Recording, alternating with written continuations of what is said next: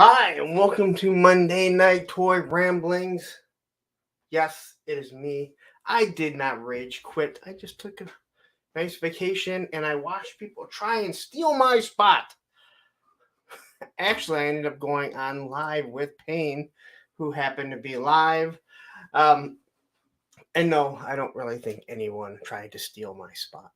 Um, not that I have a spot, right? I just come on 9 every Monday. So, how has everyone been? I think I'm looking maybe a little bit darker. I sure hope I am because I'm starting to peel. Sure the hell I'm looking a little bit grayer. So hope everyone had a wonderful week. I've obviously been keeping up with a lot of different people. Been dropping a lot of not video. I guess a couple videos. Hit a toy store, Second Chance Toys, which is actually a really good store. I'll talk a little bit about that later. If I forget, remind me. Uh, I guess someone's trying to join.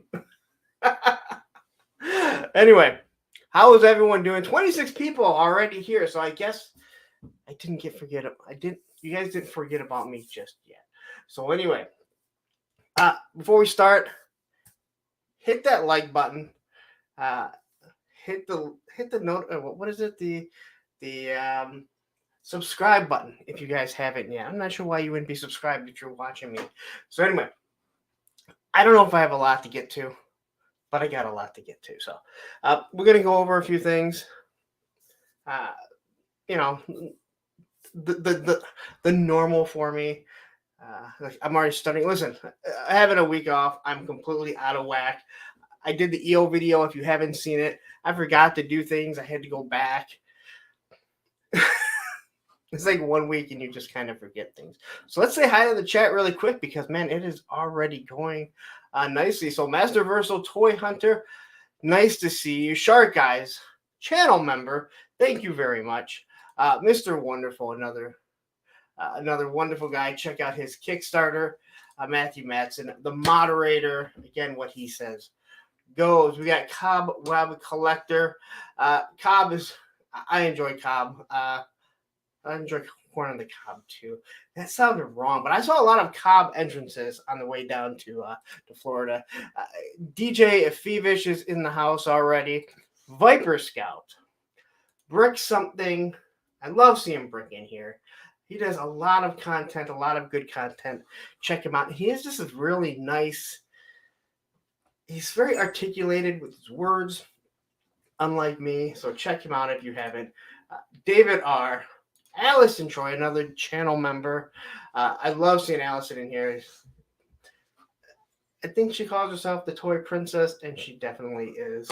Or is it? I don't know. We got Being a Fine Figure. Oh, this thing just moved. And we got Alex Martinez. Johnny Reno. I love when I see Johnny before I see that other guy, Tony Romo, who I've already talked to today on the phone for quite some time. PNC Games, I think, another channel member. My nemesis, Bees Battlegrounds. If you don't know that little story, then I guess I don't know what to say to you. Down South 7. I think that's it. Are you blushing? You should. You do a really good. You give honestly a lot of good content. Like I mentioned before, like listen, if I like you guys, if I see people in here that I like their content, I'm definitely going to push your content because hey, you know what? We're supposed to be a community here, and that's what communities do. So anyway, let's get into a few things. I love when people start sending me like messages like, aren't you watching? Why aren't you watching? You know I'm online. I'm on air right now. Hi, buddy. You want to say hi? Say hi. I know it's been a while. Oh, how are you? Look, there he is. Look. This guy started trouble before we left, and I will get into that. You cause all kinds of trouble, but we still love you. What? All right, you can't. No, we've already done this. Go, buddy. Go lay down. All right. So let's get into a few things quickly here. Picked up a couple things. So first day we got in really early. I stopped at Target and found this bad boy for like 9 something. Yeah, $9. I wasn't even gonna spend the 16 on it yet because I knew it would go down. But I found it for 9, and then you have the Target Red card to get another 5% off. So I picked that up. Obviously, I picked up a bunch of stuff at Disney. Chaz the Guru is in the house. Where are your Disney ears? We did not buy any Disney ears because they are a ripoff. Although my daughter did get a Stitch hat. You guys may have seen. If you guys are on my private or my personal Instagram, you would have seen all those pictures that I posted, or my Facebook. So anyway, and Payne's Toy Sample, another channel member. Thank you very much. So, and there was say hi to Lamont Knight also. Okay, so I think we got everyone in that I said hi to. So on the way back, I stopped at Second Chance Toy. Now we tried getting the Second Chance Toys. It's basically Atlanta, Georgia. It was not going to happen. It is a long drive, but to get from Florida up there wasn't an issue. And I've heard some really good things about it. I mentioned it in the video that I did. Toy Anxiety had talked about them. Really nice store, to be honest. Really pleasant people. I know we've all been in the stores where some of the people aren't so pleasant. We've been in stores where people just kind of cram stuff in. This was, I think, set up really nicely. So if you are in the area or you're taking a road trip, kind of veer off there and just check them out. And then pick up this Matt Hensley Black Label skateboard. Basically because it looks like the H Street board that I had. They just redid it. And then picked up a Night Creeper. I've never had one of these. So I do have the $10 6-inch figure. It's not really 6 inches, it's a little bit shorter. That I use in my display, but I want a classified version now. And then, these guys here, these aren't new, but you guys probably saw, they took a nice trip. Every time I pulled this out of, my son was around, he rolled his eyes and got aggravated. He got aggravated, but he thought it was kind of childish. And I also lost Rock and Roll's radio, so I'm probably going to have to order another Rock and Roll just so I have his radio. And if you guys didn't see the video that I dropped today, I dropped my review on the eels. These are not my eels. These are my buddies. He got them in yesterday. So let me tell you about my adventures with getting the eels. So I got the notification that the eels were supposed to be delivered tomorrow. And then I got the notification that Amazon was going to deliver my Manny faces on Wednesday. Now, Chaz, this may be something you had talked about before when you said, there's a way to get people or get Amazon to bump up your order. Well, I went to look at what the payment was, and I wanted to change the payment to a different card. So I changed it on both of them. And then I go back into it, and I'm looking at my orders, and the eel now says,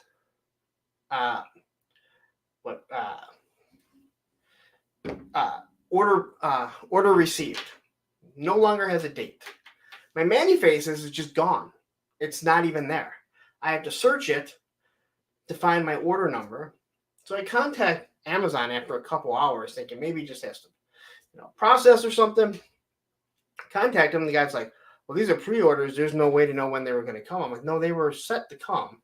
But the issue is, it now tells me something completely different, and the one figure is just gone. And he's like, well, it's here. I can see it. I'm like, yeah, but why is it no longer? And he's like, well, it's a pre-order. We don't know when it's going to come. You'll get charged. I'm like, it has nothing to do with that. I changed the payment, and it changed everything. No, that was not a tip from Viper Island.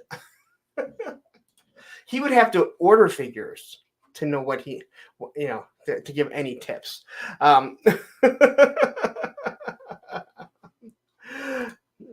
The 3.75 version looking better than the classified ones. I wonder why. I gotta disagree with you. I mean, I love the eel, but the helmet is just too damn big, and I've always thought it was too big, but that's fine. Hey, you know what? Listen, if you like O-rings, I'm not gonna bash you because obviously I have a whole collection, but I'm sorry, man. Like the classified are just nice, and it is a nice updated version. Need some nice pictures. My little sled. So, um, so anyway, let's talk about a few things. Um, so first and foremost, let's see if I got this. Yeah, so here's the video. Not the video. The pictures for the eels here that I did. If you're wondering about the sled, it is my buddy. He printed it. It has some issues with it that he didn't like, so he said, "Hey, you know what? It's yours if you want it." I said, "Sure, man." The colors are pretty much spot on. I don't have an issue with um, what he has complaints with. He tried melting the back here to fit the thing in and realized it didn't fit. So he's like, "You want it?" I'm like, "Yeah, I'm good with it. It's small enough. It looks good with the eels on it." So, and obviously I have no water, so I had to use little blankets. So anyway, there's your eels here. I'm kind of rambling on, and I'm trying to get 3 hours out for you guys. So I did this. This was from Universal.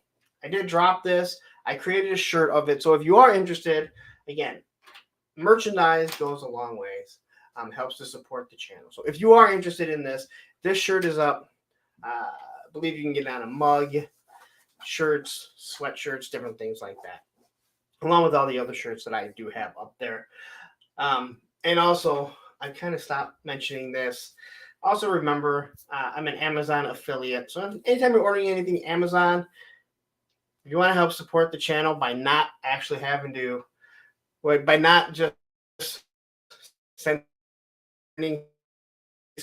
super chats and stuff, it all helps out. And also the Entertainment Earth link, they're all in the descriptions of all the videos. So that's that. No more shilling. I was told I shill too much. All right. PowerCon is this weekend, and I believe I'm going to be there Saturday. I was on the fence about it. The trip, the Florida trip, ended up being not costing as much as I thought it was going to. It still costs a lot, so don't think I was cheap with it. You buy one of those lightsabers. I don't know if you saw that video. I did my son doing the lightsaber. Awesome. So I looked it up. It's a 3.5 hour drive for me. A Saturday ticket is only $37, which is kind of shocking if you ask me, considering I believe it's $45 for Motor City Comic Con here. So I want to take my whole family. It's like, over $100, and then you want to buy stuff too. So it'll be nice to go there, meet up with everyone, because there's going to be a lot of guys that I've been on shows with, that I chat with, that have been on this show. So Mr. Wonderful says,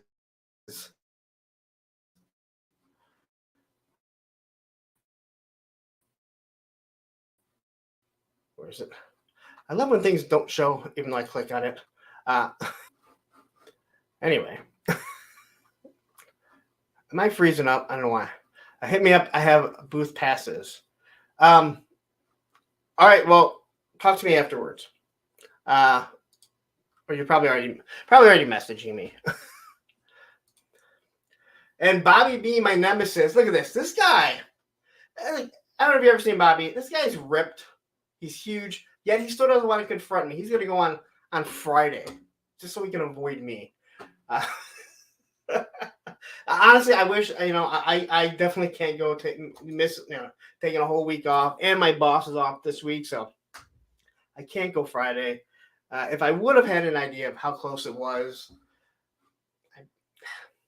again, I thought after I would be completely wiped out, but hell, a 3.5 hour drive is going to be nothing after driving 20 straight hours, 24 straight hours, taking a small break there to catch a nap in the car will be nothing. So,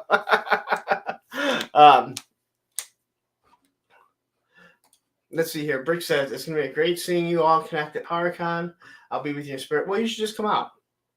I mean, it can't cost that much to fly from, California there. So, anyway. So, we start PowerCon. So, the Man-E-Faces that I have a feeling Amazon is just going to cancel. Well, it looks like it's no longer an Amazon exclusive. It is in Ohio. It's actually in Columbus, Ohio, where the inbreds from Ohio State University are. Listen, I'm not joking when I say I absolutely worry about someone fucking with my car because it has Michigan plates. Because people think that it's a joke when they say Ohio State fans are just animals, but they don't care. Like, they don't like anyone from Michigan. They literally will not call it Michigan. They say that school up north. Absolutely ridiculous. Anyway, believe me, I hate Ohio State, but not to do damage to people's vehicles and people. Anyway, I'm assuming there won't be too many Ohio State fans at PowerCon. So anyway, so this is now on BBTS, so you can pre-order this. I do have a feeling it's not going to show up because it's really weird when Amazon did. The fact that I don't even see it in my orders. The guy's like, did you check your canceled? I'm like, I didn't cancel it. Anyway, it has different faces. The paint's a little bit different. Matter of fact, while I was talking to the guy, I'm sitting there looking at the Man-E-Faces posed on my table because I have them all posed because I did a video before I left. And I was like aggravated just looking at it, like, damn it. But he does have different faces. So again, I like the faces. I like that they've done something different, even though the mold is the exact same. But the Man-E-Face has always been one of my favorites. I just think he's really cool. And Pete says, I'll never be able to do cons. So I live vicariously through event time there. Yeah, you know what? What you're doing is way more important, though, Payne. Honest to God, like,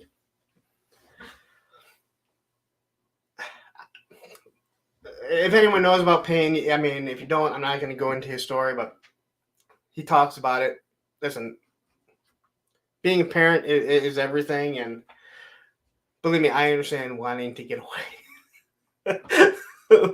Considering I'm going down by myself, kind of free my mind and do something for myself here. So anyway, if you do want this and you didn't get it on Amazon, it is on BBTS right now for pre-order. I want to say September it says, but who knows.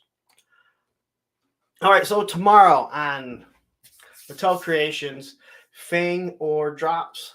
I really do like this figure. I watched Geek Dad Life today while spending way too much time working on a machine that I got stuck at. So I was able to listen to the whole thing. He did get it. And you wouldn't know by looking at this, but he said it is in the sleeve. So it does just slide out. So you don't have to worry about ruining any of the artwork or anything. That's how I think all the Mattel creations should come, where they slide out the same as the Four Horsemen do it. So I've been backing off from a lot of the Motu stuff. It's just not. I've talked about it before. I really like the early stuff because it reminded me of my childhood. Some of the newer stuff, you know what, they ventured into parts that I just didn't really care too much about. But this thing looks awesome. So here's the back. You see these giant fangs. And the head sculpt is just really nice. So here is, you can see how the sleeve actually comes out. It doesn't look like it's a deluxe like the other ones were. I I don't know if that whole sleeve opens up like the Sunman and stuff. They open up. So here he is with his wrench. So got to do some shots of him and CoverGirl fighting with their wrenches like they're lightsabers. But this head sculpt, I just think looks really nice. It almost looks like it would fit on the body of, and the color, not just the body, but the color of, what's his face? I don't know, dude. Cobra Khan. So, but look at this face sculpt. I really do like the face sculpt just in general. I love the big gums that are out there. And now these are actually what you swap out. So instead of giving them different heads, you actually swap out the teeth. So if you do get this, understand this.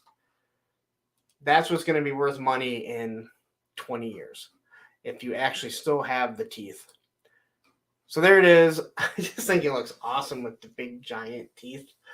So much fun, in my opinion. So I'm looking forward to this. I'm definitely going to try and get this figure. Here's a side view of them. Again, not too much articulation, more than any other Motu figure, but enough. A lot of fun. It's had a lot of fun a lot today. Here he is with his weird sword and his crazy wrench. All right, so McFarlane, look at this. This is for you. This is our Allison Troy hour. As you can see, there are 2 new Batmen right here. The skeleton is probably Batman hidden as a skeleton here.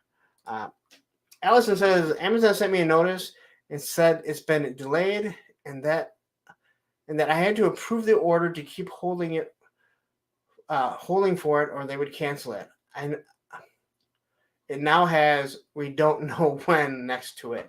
I saw someone else post that about the eels. That is some Target shit right there. But Target, I know they like to send it at 4 a.m. when you're sleeping. And then they cancel it if you don't respond within 10 minutes. But I saw that and I was like, no, Amazon doesn't do that. That's what Target does. Is they send you that, do you still, this has been delayed. Do you still want it? Dude, I've been waiting 4 months for it. I can wait another month. Yeah, I don't want to wait and find it elsewhere. So anyway, here's our Batman 66 line. Yeah, I don't get these. So I heard someone talk about the Superman and said, wow, it looks really good. I think this thing looks awful. It's just my opinion. You can like what you like. Not going to criticize anyone. I just think this looks just awful. I understand the aesthetics that is supposed to be from the comic 66, but the face just doesn't look like anything that should be put onto a to an action figure. But Batman here, he's being re-released because if you didn't get Batman and Robin at the beginning, when this line started, then you don't have one other than with the rebreather, maybe the shark repellent one. So it is good. These are evergreen figures. These ones should always be on the pegs like He-Man and Skeletor. You should always be having them there. So if you like this and you weren't able to get this, but you like the line, here it is. There's Batman. Here's Robin. I don't remember Robin ever looking like this. He kind of looks too old, or young, or both. He just doesn't look like what I remember Robin looking like. Drab. Data as Superman. Hold on, we got to go back. Yeah, I kind of see it. If the hair, oh yeah. Yeah, I can kind of see Data as Superman there. Just Draft. That was a good observation. That wasn't one of your funny posts. Sean Foster says Hasbro just needs to put the EL2 pack with a slight deco change. You know what?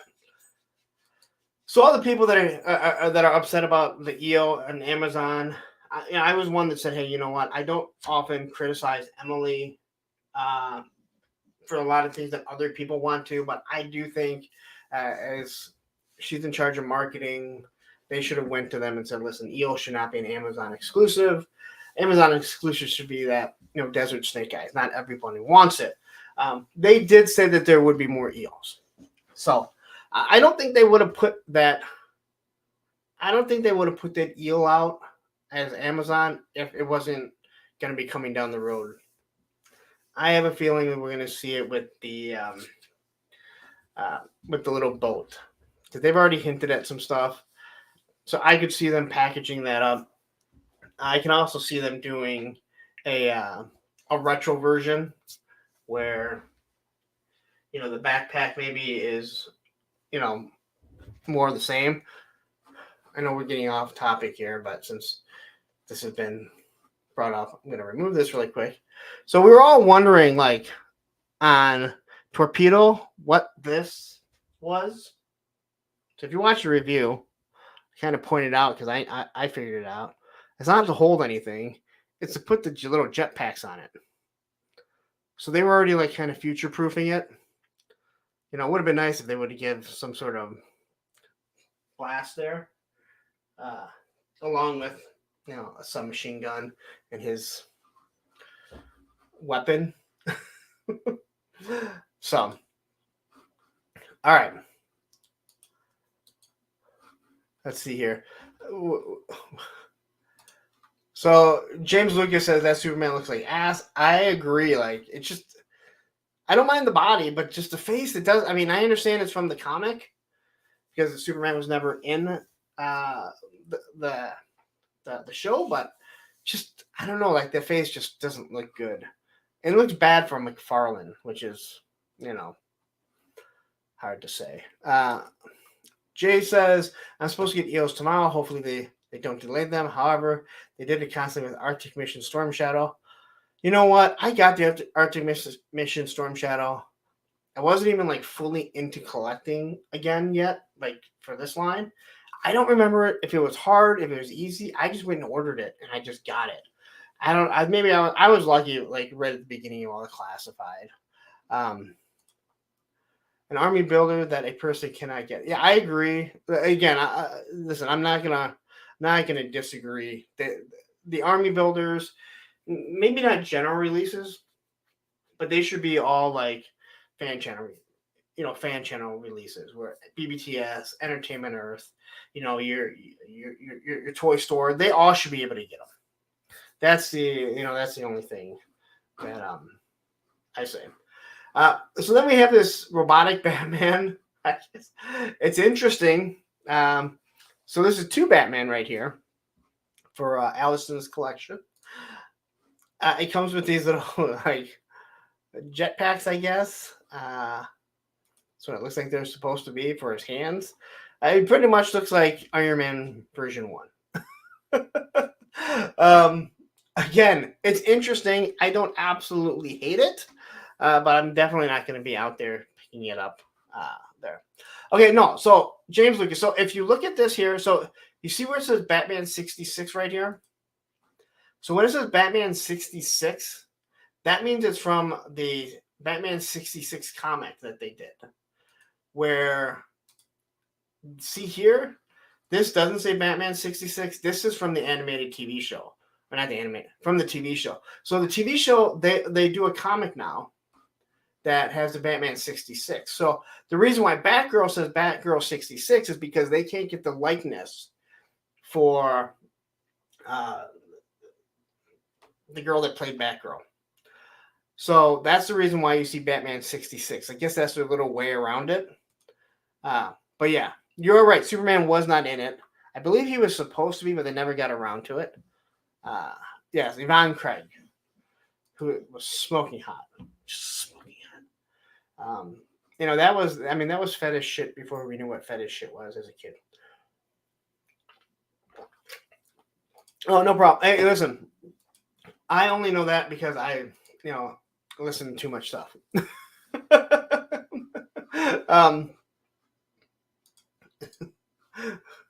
It looks like Batman stuffed in a garbage can.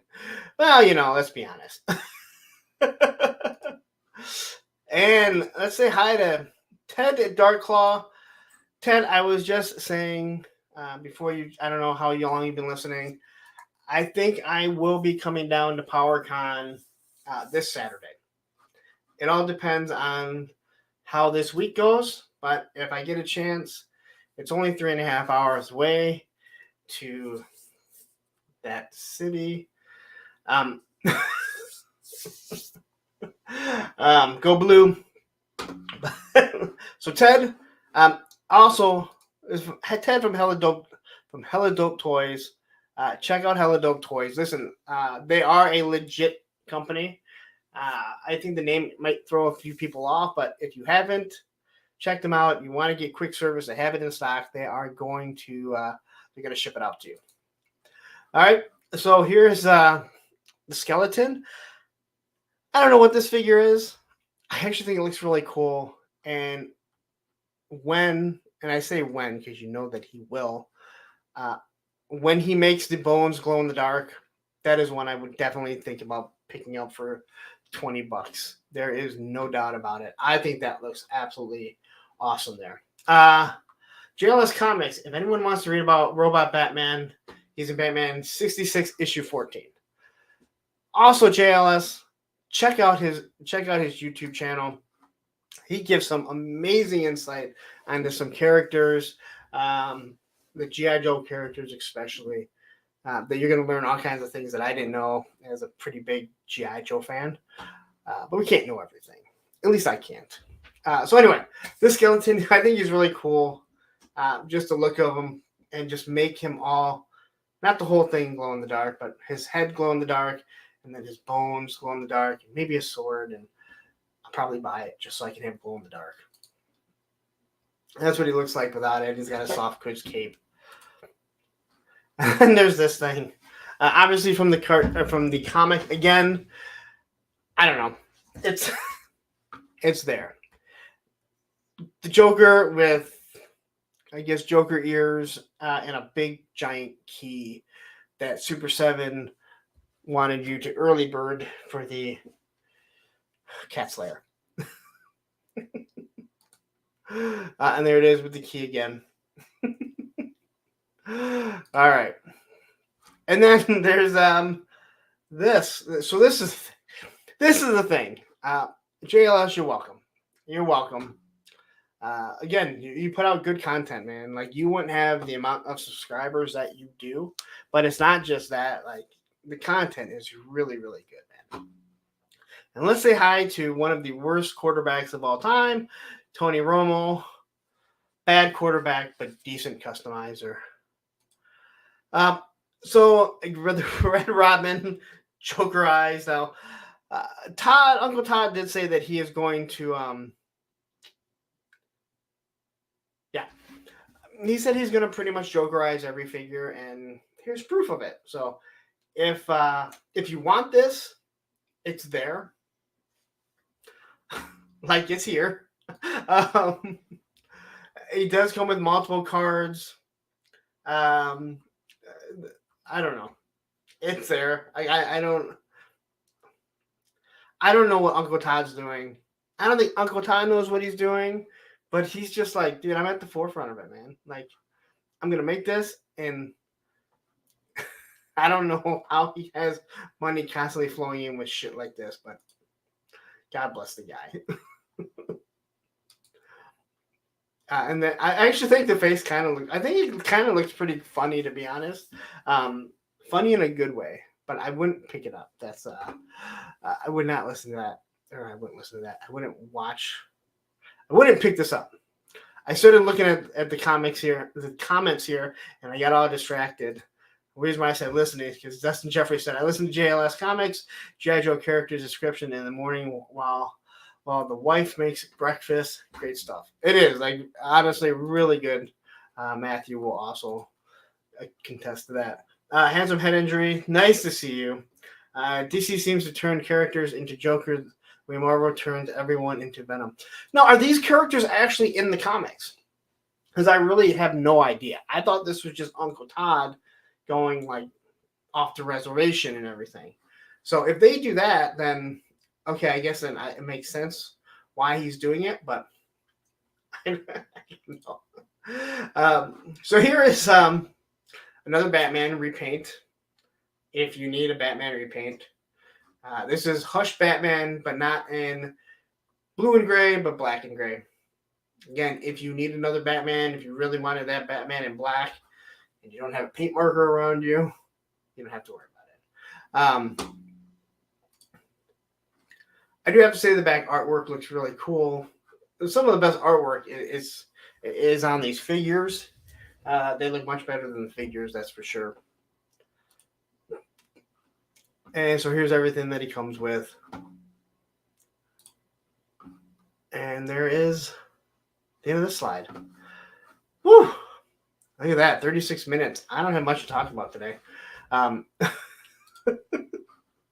think a lot to talk about. Again, you guys are going to learn all about my vacation. We're going to see how many people are interested to hear about my vacation towards the end of the show.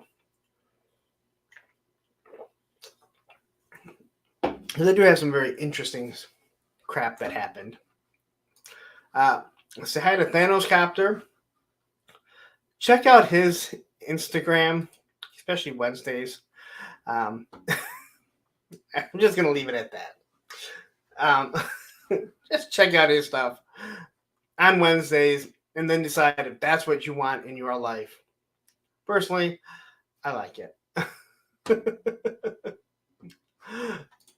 And I can't wait for the dozen Jokerized versions of that Batman. Oh, they're coming. And when they do, our friend Allison will let us know exactly how many were there.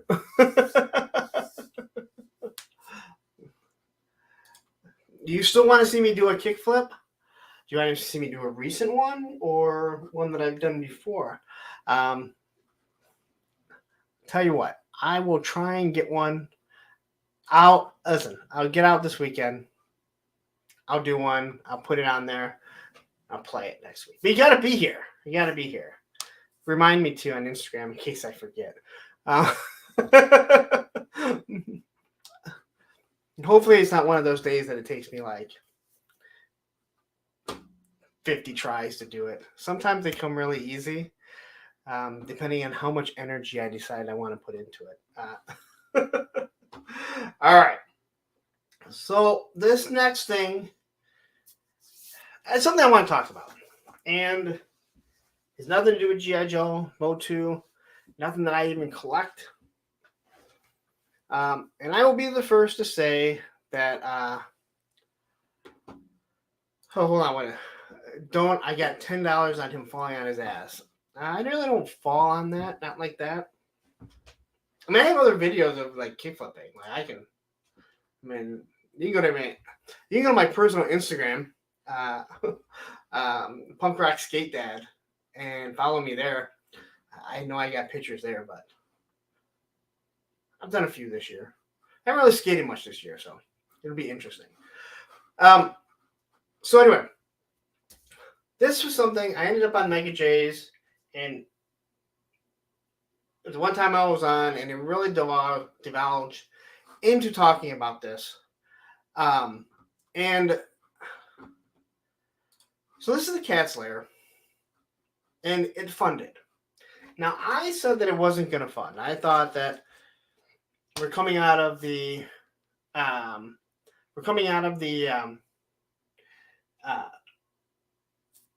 Dragonfly, and then Star Wars put one on, and it pretty much kicked the crap out of it. So I'm watching this thing here, and it hit 1,000 or close to 1,000 in the first 4 or 5 days, which is normal. And then it hit like 2,100, I think, and it just sat there. Right? It wasn't moving, nothing like that. And then all of a sudden, one day, it jumped like 900 or 1,000. Just boom, jumped up, surpasses what it's supposed to. And then it hasn't moved since. So I will be the first to admit I was wrong saying that it would not fund. I'm also going to say that there's some shady shit going on. Because explain to me how it sits there for over a week, not even budging, I think, 100. And then in one day it jumps like 900 to 1,000. Now I know some people said, "Oh, now they've added the international." Maybe they did. Why are you not adding international to begin with? But now it's just sitting here at like 3,100, and it's been sitting there, well, all vacation. So I'm sorry. I'm glad everyone's going to get this, but I think there's some real shady shit. I don't believe Super 7. I totally believe that they fudged the numbers just to get this done, hoping that, hey, you know what, we'll get enough backers to hit what we needed to hit. Just my opinion, but I will say right now to Mega J and everyone else that was on it, I was wrong. It hit the number of 3,000. And Matthew says, it's Super 7. Of course, it's shady shit. Exactly. Again, I can't prove it. You know, I mean, they're trying to do their best, but I don't know how something sits there for over a week, not budging, and then it jumps to 900, and then it just sits there again. Why wouldn't you just have all your international numbers added together? Draft says, opening to international didn't bump anything for the gates, although nothing was going to get the gates funded. Yeah, and my thing is, this thing is, well, it's $650, but you have to pay the $100, so it's $750. I don't care what you say; it's $750. There's no free shipping. There's no come pick it up at our store. Again, I'm glad that everyone's going to get it that wants it, but I just have a feeling that Super 7 bumped the numbers up so they can make sure that it gets done, and hopefully, as everything trickles in, they'll have it. But if you see these things that are showing up BBTS and Entertainment Earth, or that they have them in stock in 5 years when they eventually hit the shores, we'll know what the truth really is. Payne says, if I had room, I would back it, but too big and it violates my one cardinal toy rule of nothing over the cost of my first car. Though then you wouldn't back it if you had room. You contradicted yourself, Payne. I want to read it again. If I had room, I would back it, but it's too big and it violates my one cardinal toy rule of nothing over the cost of my first car. So even if you had room, you wouldn't back it. And let's say hi to Oz. I talked to Oz today for quite some time on the phone. Well, kind of on the phone. On Instagram's phone. You know, whatever. Anyway. And again, as I mentioned, if you guys are going to PowerCon, I'm planning, as of right now, I'm planning on going there Saturday. Unless if anything changes, and I'll explain that a little bit later. Yes, Super Tisso. I will never can trust a Super 7 product or release again. More power to the people who like their products, but their business model just isn't for me, nor is their product quality. Exactly. And hopefully it comes out awesome. I mean, people have said that the Thunder Tank is great. How long do people wait for the Thunder Tank? Maybe they're actually producing this right now. I mean, say what you will about the Valavamp, but he's already said, I'm making this. So if I make one, if I sell one or I sell 1,000, I'm making it. And obviously, the pre-orders are going to go up and he's going to take your money before he has to pay for it. But that's, a whole nother story. So anyway, that's my thoughts on the Cat's Lair. Again, get it if you want it. I bet if you back it right now, you won't see it go up at all. Also, someone was saying that they were also saying that the payment plan is every 2 weeks. So you're not, I don't know if you're paying it over a year or if there's so many payments, but you're paying it every 2 weeks, not every month. Again, it's still a big chunk of change for most people. I mean, not that we don't spend that much money on toys as it is. So it's very similar to "I'm sorry I'm late, but I want to be here by on my statement." I'm just messing with you, man. I'm just messing with you. You're a good channel member. I need more channel members, so I can't alienate the ones that I have. And check out Pains, and then he'll make you cry when he breaks things down. All right, so I threw these in here. These are new Haya Star Trek figures, and this is from the J.J. Abrams line. I really do like those movies. I know a lot of people don't. I know people didn't like the Khan one. Again, I think I didn't mind the movie. I just wish it wasn't supposed to be Khan, because since Khan would have been born before, they should have had someone that was way more similar to being the guy that played Khan. I hate trying to say his name. So these are the Haya figures. I like the articulation, and we'll show that later on here. I'm not so sure about the face sculpt here. I just don't. People have kind of complained about a lot of face sculpts with the Haya, and I'm just not getting McCoy here, the actor that's plays him. But the figure, all in all, looks really good. So now they all have stands, they all interconnect, but at least they're honest. They're telling you that it's pending the licensor's approval. But this Kirk here, this looks really, really good. I think that this really hits Chris Pine's face. Like, I don't think you can look at that and not see Chris Pine at all. So I think that this one looks really good. Again, I like the way the shirt is. And if you notice, the one thing about these is there's no ab crunch.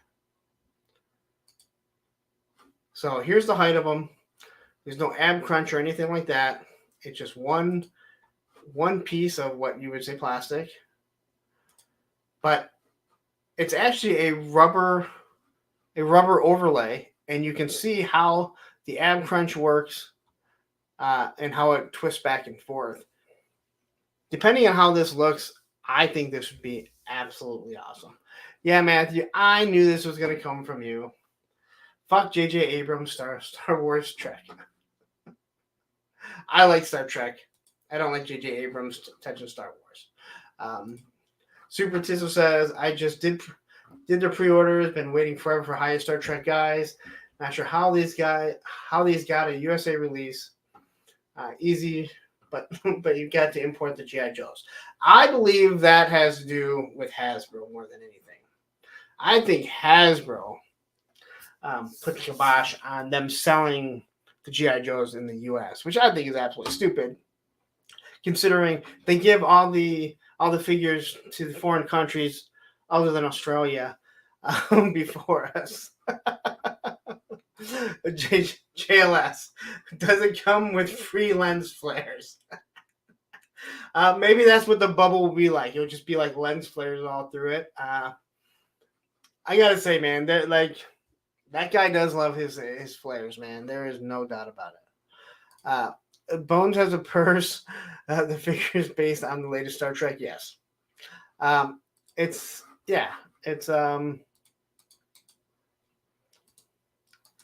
a satchel. It's a satchel. Don't you know that? Indiana Jones has a satchel. Bones can have a satchel. If you don't know what I'm talking about, it means you've never seen. I can't think of the name of it. What's the satchel from? The Merce. Yes, the man purse. The Hangover. Yeah.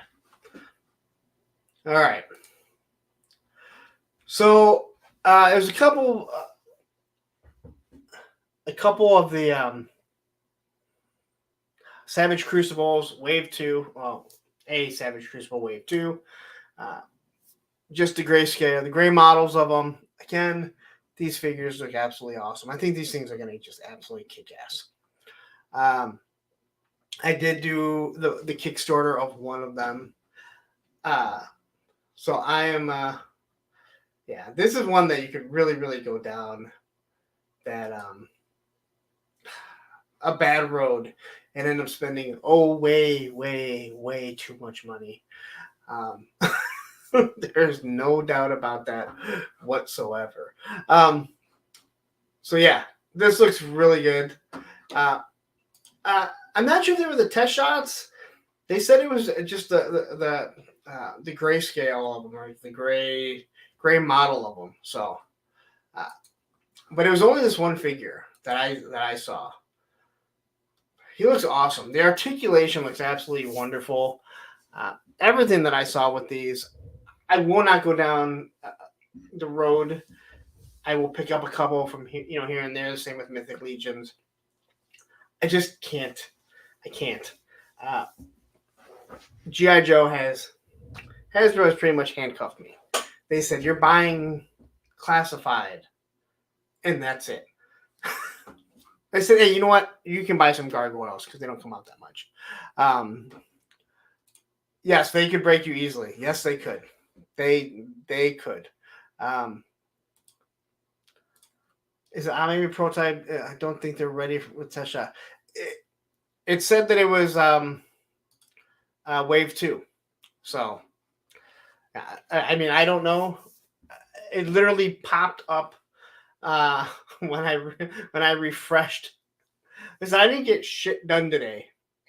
I came home yesterday and I did not get around to anything.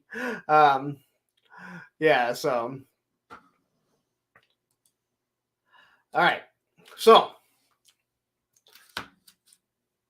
we're getting to the end of the toy talk. I don't know what I'm going to do we might get shorter than a 3-hour show, but you never know. All right. So, Valaverse put up their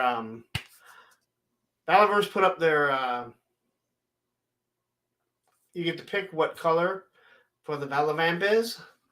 So here is your color selection of them. You have. Oh, wait a minute. Sorry, this is the wrong picture.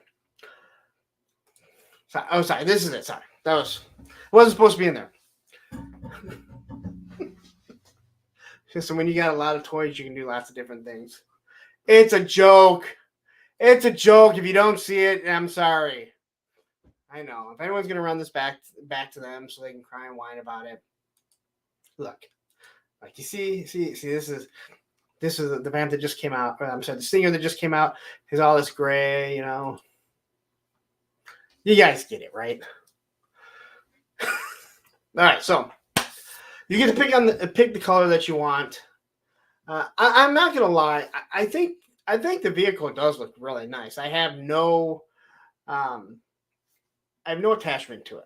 So for $200, and yes, it's going to be close to $200 after you add taxes and shipping. It's just I don't have an attachment to it. If that vamp comes in around 100, I think it's really going to hurt. I did see. It's funny because like when you're friends with someone on Facebook and you see like they like something or laugh at something, I saw some guy on the not the Valaverse page, but the I forget what it is. It's the one that Bobby always makes fun of. Legions of Valaverse, and this guy went on this rant about how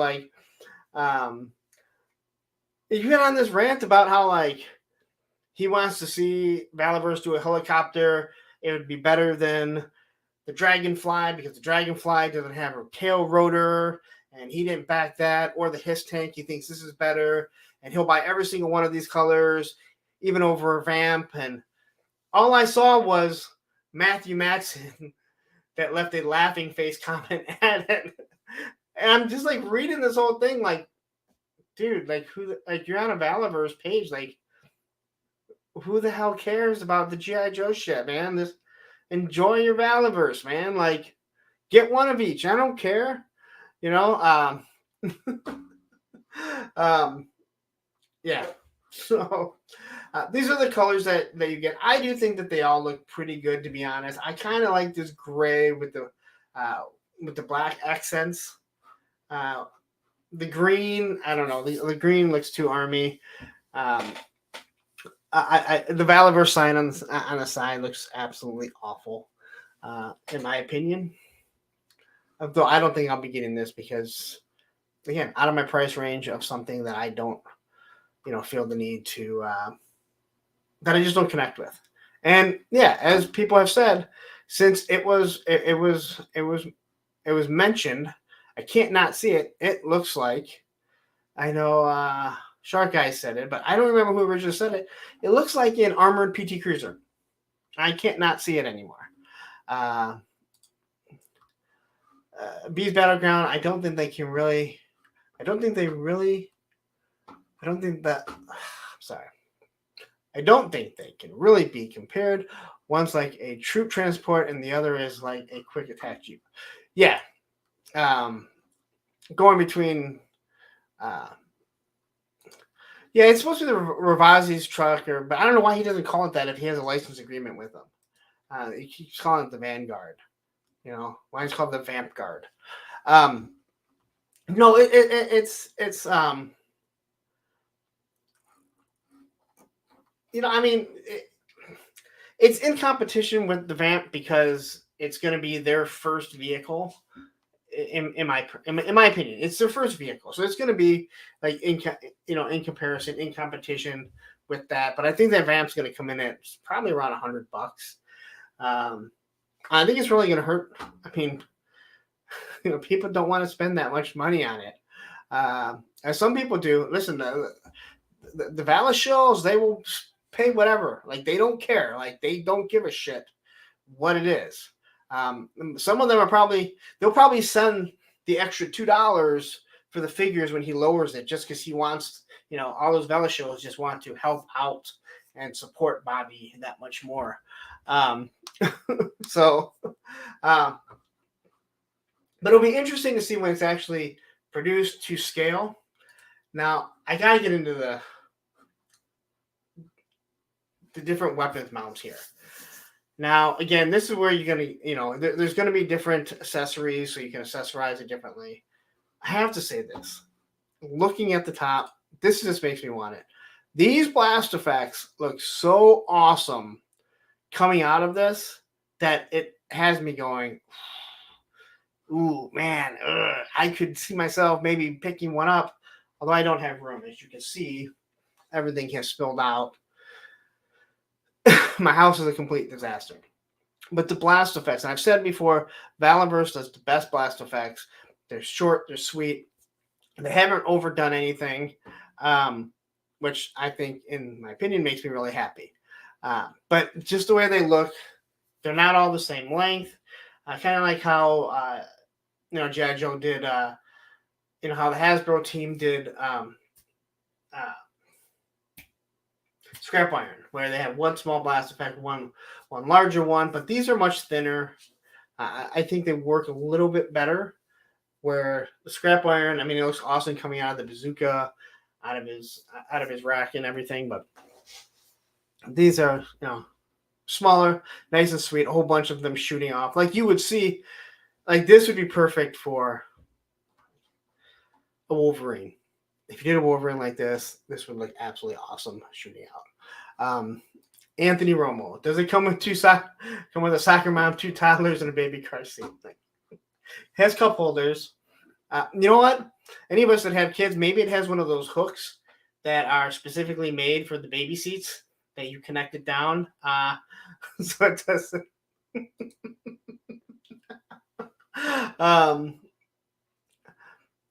Yeah, I mean, again, I make jokes about it. I do think it's a nice looking truck. No matter what he did, he made something like this. It was going to be compared to the Vamp. But the colors here, again, I do fear that it will come with a gray guy called, like, Butch instead of Clutch. The green one will be, it's like, it's just, it comes with dry Cheerio stuffed between the seats. JLS has kids. Okay. So we know JLS has kids.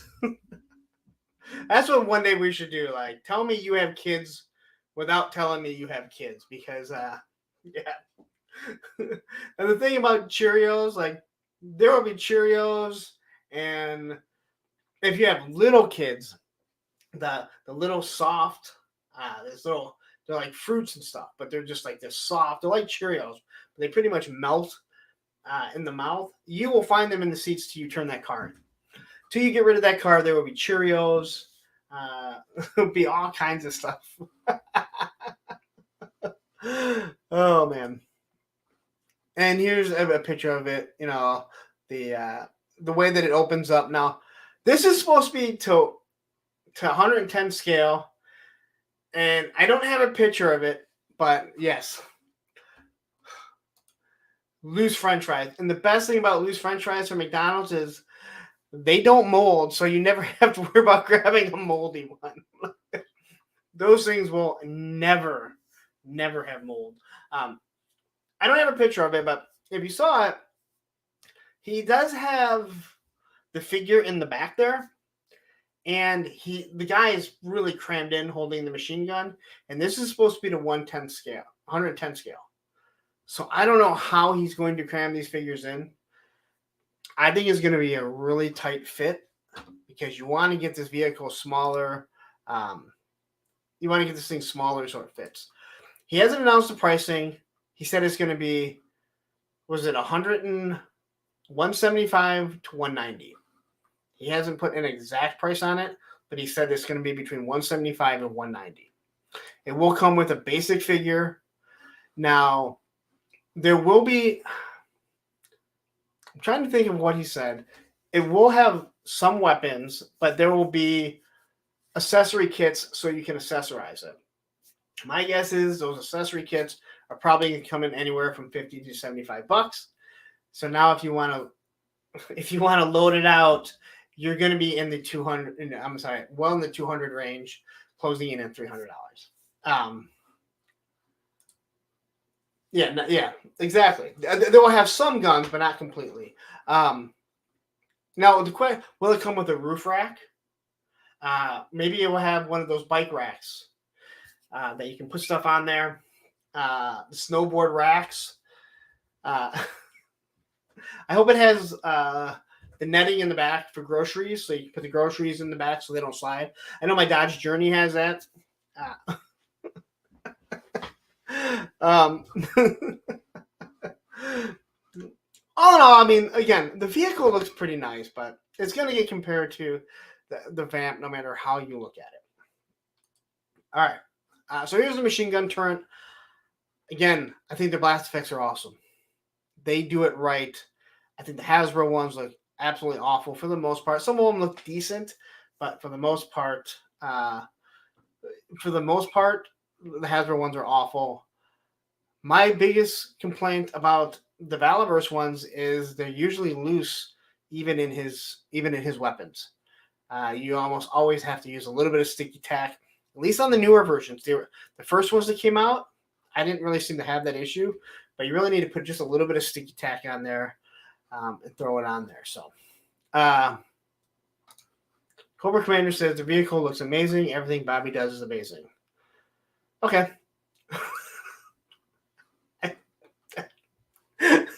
I don't know if you mean that, if you're facetious about that, if you mean that. I think he does good work. I'm not going to say everything he does is amazing. I think he does really good work. I like the fact that he fixes stuff. And then, then he can fix the female figures because most of those things are pretty much garbage. Ooh, Shugu is the bomb. The only reason why I know what Shugu is because you used it to put on your shoes when you started to wear holes from skateboarding. So yeah, I definitely know all about that. Oz says there's juice stains in the back of the seat. Yes, you will have that. you'll have a couple patches that are just harder than the other ones, uh, and you're like, all right, this needs some deep cleaning. This subwoofer in the trunk. Oh, so now we're getting the teenage years, right? So we went from kids now we have the teenage years, huh?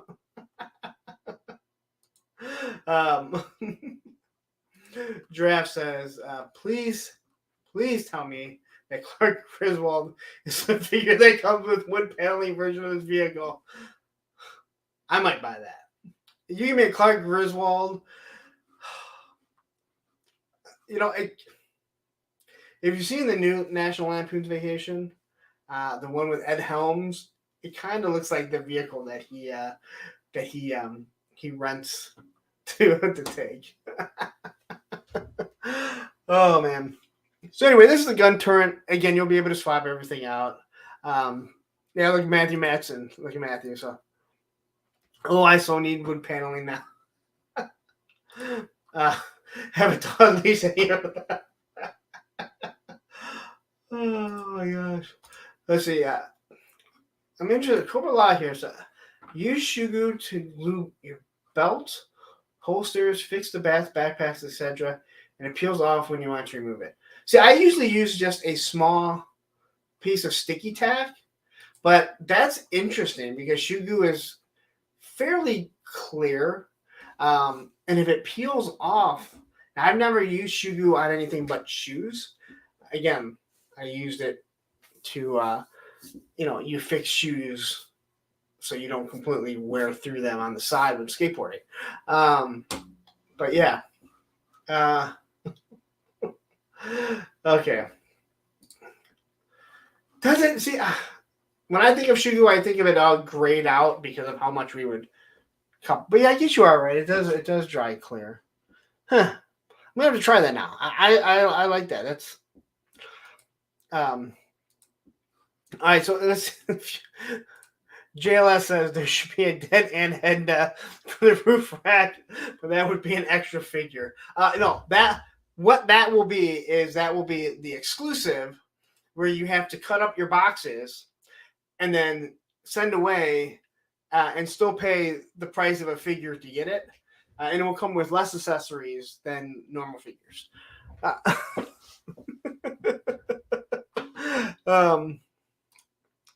Oz says coffee cup left on the roof and change stuck in the bottom of the cup holder.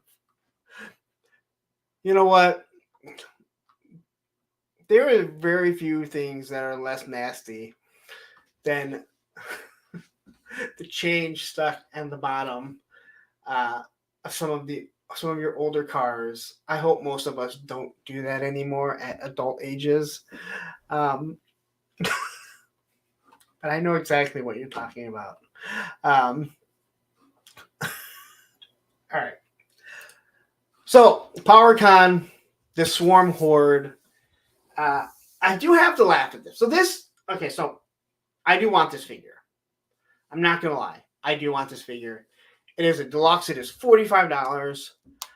I think it looks awesome. I do think these swarms look good. I like the fact that everything is together. I do have to say this to all the Velas shows out there. You complain about Hasbro having a $40 exclusive that is a unique figure, where this is a $45 repaint that is an exclusive, and if you want to buy it, you're going to spend another $8 to have it shipped if you're not there at PowerCon. I don't have a problem with the price. I have a problem with the people that complain that Chuckles is too much, even though he comes with all this stuff, or the Dr. Mindbender and everything that he came with. This is $45. It is just another repaint of a figure that he's done numerous times. Maybe the head is different. And again, last year, Serpentor was $80 and had a hell of a lot more than this. So, if you're a Valis show, I'm sorry. I do want it. If I do go, I will probably pick it up. Ooh, all I see is Cobra La Royal Guard. Now I don't want it, but yeah, I see exactly what you're saying. Payne says it's a new head. Okay, so a new head, but again, you get my drift. Yeah, more B troopers, or is he a red wasp?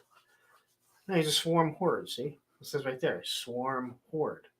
He is. So the reason for it is because it's PowerCon, which is supposed to be basically since PowerCon was supposed to be the MOTU convention, the Horde, their colors are really black and red. Hordak is black and red. This is why he did it that color. I have a problem with it. I like it. And these things have normally been pretty good. Hopefully they don't break. No, you didn't ruin it, but now I see exactly what you're saying. Yeah, nothing is real original. I mean, I think we've talked about this before. I wanted to put one next to the HISS tank. No, Bobby, don't you remember what we've talked about? All the bad guys from Action Force are part of our buddy Serpentor's group. All the G.I. Joe stuff, all the Cobra stuff, that's Cobra Commander stuff. At least in my head, that's how it goes. Yes, the swarm war. Female ones are coming. They are. So here's everything that he does come with.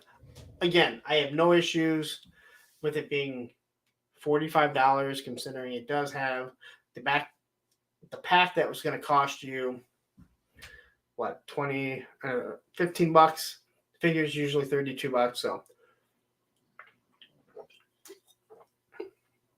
still kind of pricey. Again, going back to repaints, but I do like these, so I'm a sucker. I'm one of those idiots. So I used to be both Motu and Thundercats, Power and ThunderCon. Okay, they used to be both Motu and Thundercats, Power and ThunderCon, or PowerCon, ThunderCon. Okay. And now, Mattel doesn't want to have anything to do with PowerCon, like Hasbro doesn't want to have anything to do with Joe Fest. So your two biggest conventions of two of the biggest 80s brands, the official licensor doesn't want to go or have anything to do with it. Makes so much sense. You gotta love corporations. So anyway, again, I'm going to probably get this if I go on Saturday. He did say he's going to have some up for sale. Now, he also said that he's going to have other 3.1 stuff. He's going to have the female figure, which I think looks like crap from what I've seen. Maybe I'll think differently when I see it in hand. He's also going to have the new weapons. Now, those I'm interested in. Some of them I couldn't care less, but I do like the minigun. Different blast effects, I believe.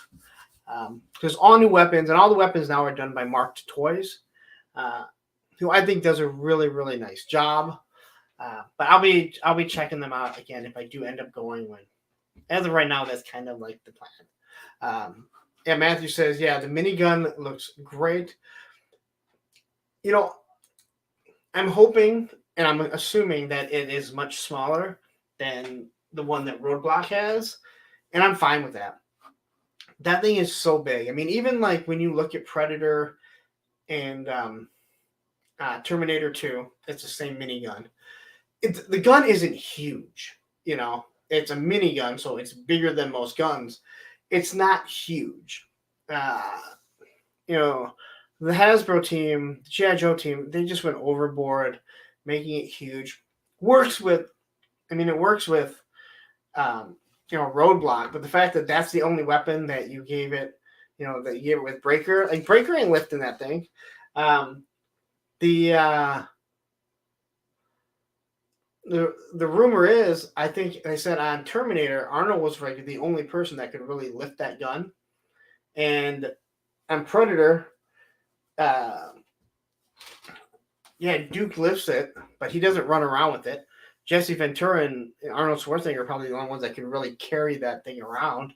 The thing is just huge, and it was a prop. So, but he is going to have some other 3.1 stuff at the PowerCon, but not on, not up for sale. But you can get this for a measly $45 plus $8 shipping and handling plus whatever tax is. So a good $60 for this figure if you want to order it. I think Bobby B is literally driving down just so he can buy this figure. Hold on, let's see here. Matthew is talking to someone. I want to read what he says because he added me into it. Val might invite you onto his entourage. Okay, see, I had to see that. Doubtful, Lawrence, and I are too honest, and we have a sense of humor they claim to have, but don't. They all get butthurt over jokes and friendly ribbing, and that is true. I don't think that I will ever be asked. Not that I want to be. I'm not looking to get in. I don't want people to dislike me, but I'm also not looking to be anyone's cuck either. So I said it. Again, makes good product for the most part. Not everything's perfect, but what I really like about what Bobby Vela does is when there is a complaint, he does try and go and fix the problem. Where, when the G.I. Joe brand has an issue, I mean, I believe Lenny would love to just pick up that phone and say, hey, you know what? We got to fix this. But it's a corporation. It doesn't work like that, man. It just, you and I know it goes up through everything. So we will see. If Tony comes back showing hard on this Valavamp, we will know what happens. Yeah.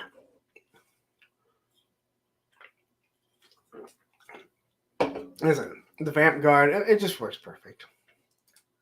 I said I can't confirm or deny that, but I'm also looking for Mega Battle Eternia 2 set. Listen, it's not. I mean, I don't know how Bobby, how far of a drive is it for you to get there? It's only 3.5 hours. I never looked to go to Columbus. It's not a destination I want to go being a Michigan fan. But I'm like 3.5 hours. I mean, I just drove over 20 hours, taking some rest and everything, to Florida and then back. Like 3.5 hours, man. That's like a fucking cakewalk. Bobby. So 3 hours from Pittsburgh. So just a little bit shorter than me. So, but anyway, if you like it, this is going to be up this weekend. Don't start hitting me up, asking me if I can get this for you. There's 2 per person, and I just went to Disney, so I'm driving on fumes. All right. Let's talk a little G.I. Joe. There's not a lot of G.I. Joe news. We can cover all the stuff that's been shipping. I don't have any slides for that stuff. So Hiya Toys, clearly their 4-inch line. If you didn't know this yet, their 4-inch line was basically based after the classified figures. For the most part, the Cobra Commander was not, which is a good thing.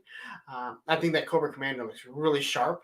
But it's clearly based after the original look of the classified, or what we at least thought they were going to be. The B says, this looks more detailed than the classified version. It might be. Now, I think this looks awesome. I do like the original version of the Firefly. I know a lot of people didn't like it, but I thought it was really good. When someone pointed out, hey, you know what, he's supposed to be a Saboteur, that's really a suit that's made to dispose of bombs. I understand. I understand what you're getting at, and they kind of messed that up. It would have been better to have this on a different figure, but whatever. It doesn't bother me. But what I do have to say is, like, listen, if you hate the classified, but you like this, then you're just hating classified because they're in a 6-inch scale. Because so far the Beachhead looks just like the Beachhead, including the Nerf gun.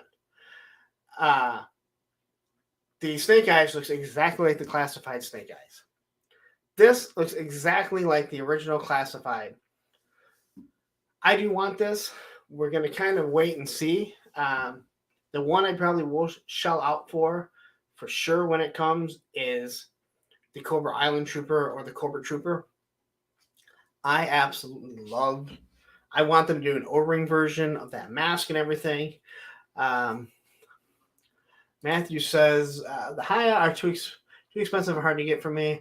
Also wrong scale, no different than the classified. Yeah, but again, if you collect both, then you're kind of fucked like I am. And yes, guys, the thigh gap. That pelvis Kimber the calf. Woo! Man, guys, that's ruthless here, man. Oh man. Agreed, Jay. Skip leg day at the gym. Listen, you guys were in tight pants, man. Like, I'll say this: I'm glad that there's no swords on them because the sword sheaths and the swords are absolutely huge with Snake Eyes and Storm Shadow. I think they look awful. Giraffe says he looks like a turtle making his way up the beach to lay eggs. Man, you guys are ruthless. I think this thing looks awesome. But now I can't not see the stupid thigh gap because of you guys. But yeah, he looks like he has a little bit more detail. Now they've had more time to work on it, and as you might imagine, classified. I didn't even know what the hell they were doing with classified when it came out. But he comes with everything, including the stupid gun. The gun's not the worst gun in the early classified, that's for sure. But he comes with the bombs. He comes with his drone. So all that looks really cool. I just gotta find a way to come up with the money to get this. Because in all honesty, even though I picked up Night Creeper here, I can honestly say the collecting of the 1/18 scale has diminished. And again, the G.I. Joe team isn't making it easy for me to collect that when I'm looking at everything that's about to hit before Christmas. And they're like, hey, don't think that you have money because you don't. We have your money. I still think the goggles look kind of stupid. So I would never. I mean, I understand what they were going for, but I don't like the goggles. Yeah. So I think it looks cool too. I understand the gap, and maybe the gap's not that bad if this wasn't here, like if we didn't see it. But now I can't not see it. But this looks really cool. I mean, again.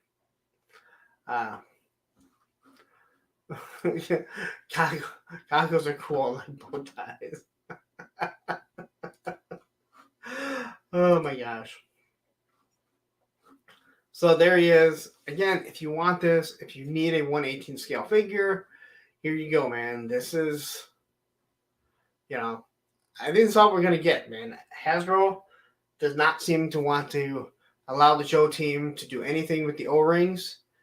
They're not doing anything with the modern 4-inch. This is where we're going to get. This here, this here, he looks futuristic. He does not look. He does not look like that. Yeah, well, it's okay. I already told my kids, hey, you know what? We went to Disney and Universal. That's your Christmas. Matter of fact, don't even come over, stay at your mom's this year. I hope my kids aren't listening. Oh man. Yeah, just wait for the drop from Hasbro. I remember what happened last year. They dropped everything. Oh yeah. You know what else would be kind of funny is if they just all of a sudden started dropping modern 4-inch because they're doing this. Where remember they gave the cartoon figures to Super 7, and then all of a sudden they're like, oh shit, man, people are buying it. Let's do some cartoon like classified figures. And then they invite them up on stage at San Diego Comic-Con, like, hey, why don't you just come sit with us? Like, here's this full loadout. Again, everything the classified one comes with, but he has a stand and has an extra pair of hands. Again, I don't really need extra hands because they're pliable. He can move with the classified. And then the end of my slides here is here's Mutton Junkyard. And I don't know if you've seen this, but the designer, the sculptor, posted pictures of Junkyard. Here's Angry Junkyard. And this is the same picture that we see here. And then this one. And believe me, I need a pit bull now like this. Because we've all seen this face. If we have pit bulls, we know this face. It's very similar to a Rottweiler, and here's the articulation. And again, they've knocked it out of the park with these animals, and I am super, super excited for Mutton Junkyard, man. I am so excited for it. Action Figure says, I'm so excited for Mutton Junkyard. Didn't I just say that? I think I literally said those. But I think this looks so cool. And like, again, it's awesome to have Timber. But I don't have a wolf. I have a dog. And it just looks so menacing. And that happy face is just, it's just awesome. And then we can do some crossbreeding of like maybe, the head on, Timber. Somehow get the wings on Freedom onto them. Yeah. Yes, attack vest. Again, like, they talked about that, hey, you know what? This is what, they use stuff like this. Again, just absolutely awesome. I'm so impressed with what they've done, how they've modernized so much stuff. I do like the fact that so much stuff is 80-ish, but at the same time, I do want them to start mixing and adding, and I think they will, man. Like when you look at a rock and roll, they did a wonderful job of mixing the two. I know people hate the color swap, but let's be honest, we're going to get a rock and roll, probably without tattoos, all green. I also want to say excessive heat, like 100 degrees. Yeah, that's what happens to the guns. The only guns that did not bend were the Valaverse guns, including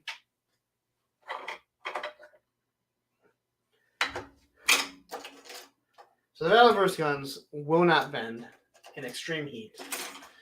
But I'm sorry, Tony and everyone. These guns, you know what they are. Gridiron guns, man. I don't know how they're based out of Arizona. But the moment I put this in one of their hands and I haven't grabbed it, they just start bending the gun. These things definitely bent. And some of the heat was just so bad. But their hands are just like, it was hard to get them to even stay in some spots because it was just so hot and they were in a black bag. Yeah. See, and so this is exactly it. This is my complaint. This is my biggest complaint with the G.I. Joe and their weapons. And I understand they're for 3 and over, but so I took this weapon, all right? That's the Alley Viper's gun. Right? This Alley Viper gun. I gotta put the magazine on right, or else it'll drive me nuts. This thing is perfect. This is exactly the temperament, the plastic or whatever it is, however you want, that they should use. It has enough bend that you don't have to worry about it snapping, but it never melted, it never bent, it never warped, it never did anything.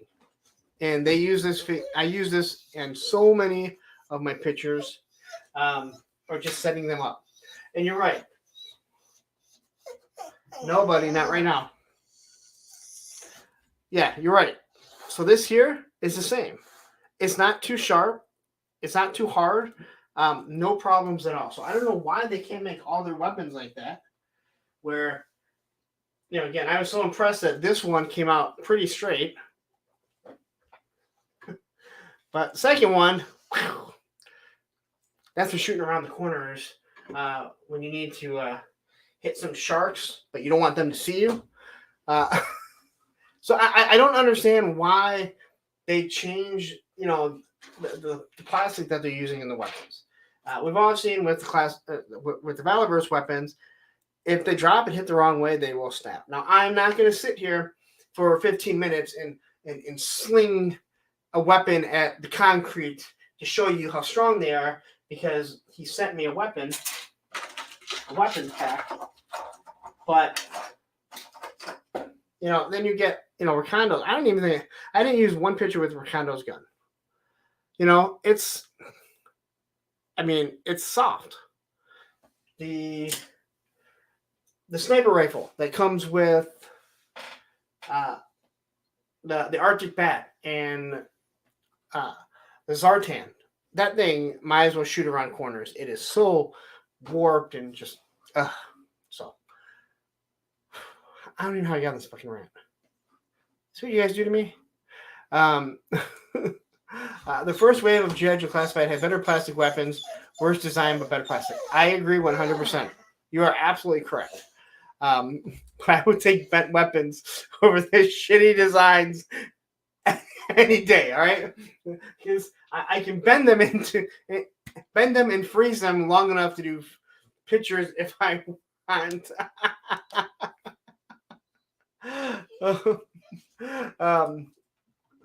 There's so many classified figures in China. Did they move production to Vietnam? It could be that, or it could be just that they found a way to save 0.5 cents on producing each figure. Dude, I don't even think it'd be 5 cents. I don't know. Let's see here. Cobra Eel.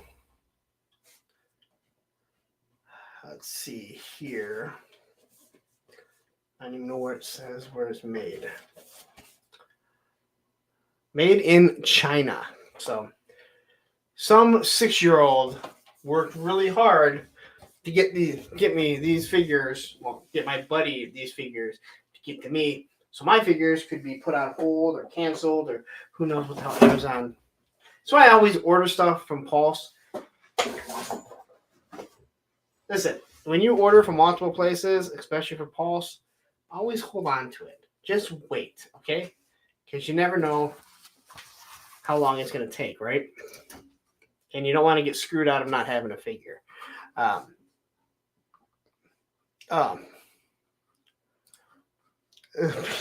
They need to be easily swallowed and pooped.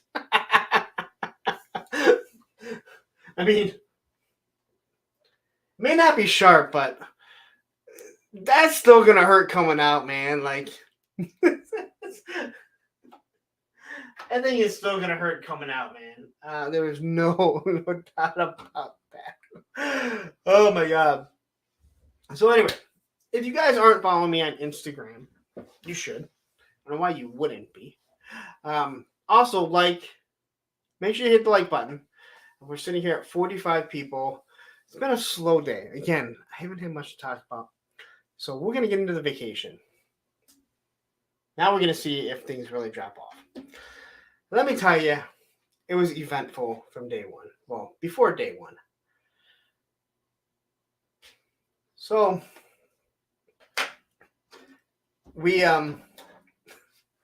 So as most of you know, we my ex took the kids up north. Ooh, look at that. People already dropped off. Don't want to hear about my vacation. Listen, I finally go on vacation after like 2+ years. Kidney stone versus minigun. So we so my ex was up north. She left my old dog here so I could watch, Sheldon, little Shih Tzu Bichon mix. Now, Roman and him, I wouldn't say they're friends. They just kind of ignore each other. Well, Anthony, you're going to have to hear it again because you're not allowed to leave. All right? So they came in on Thursday. We were leaving on Friday. She swung by. She grabbed her dog. When I got home from work, I was going to grab my dog and everything, head over there. Since everything's already packed, it's going to be an easy drop off my dog,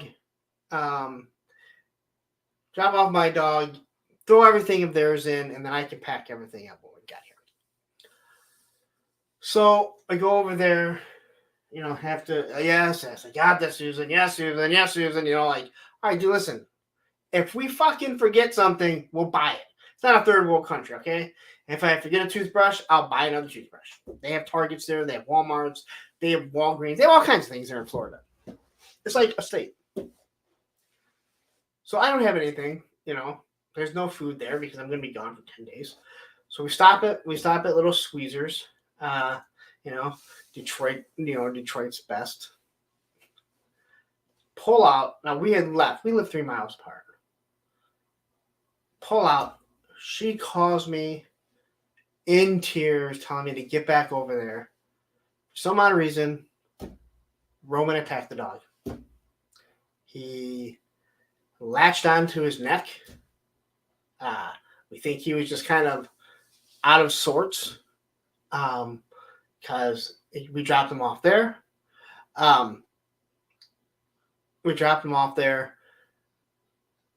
She said she had grabbed him.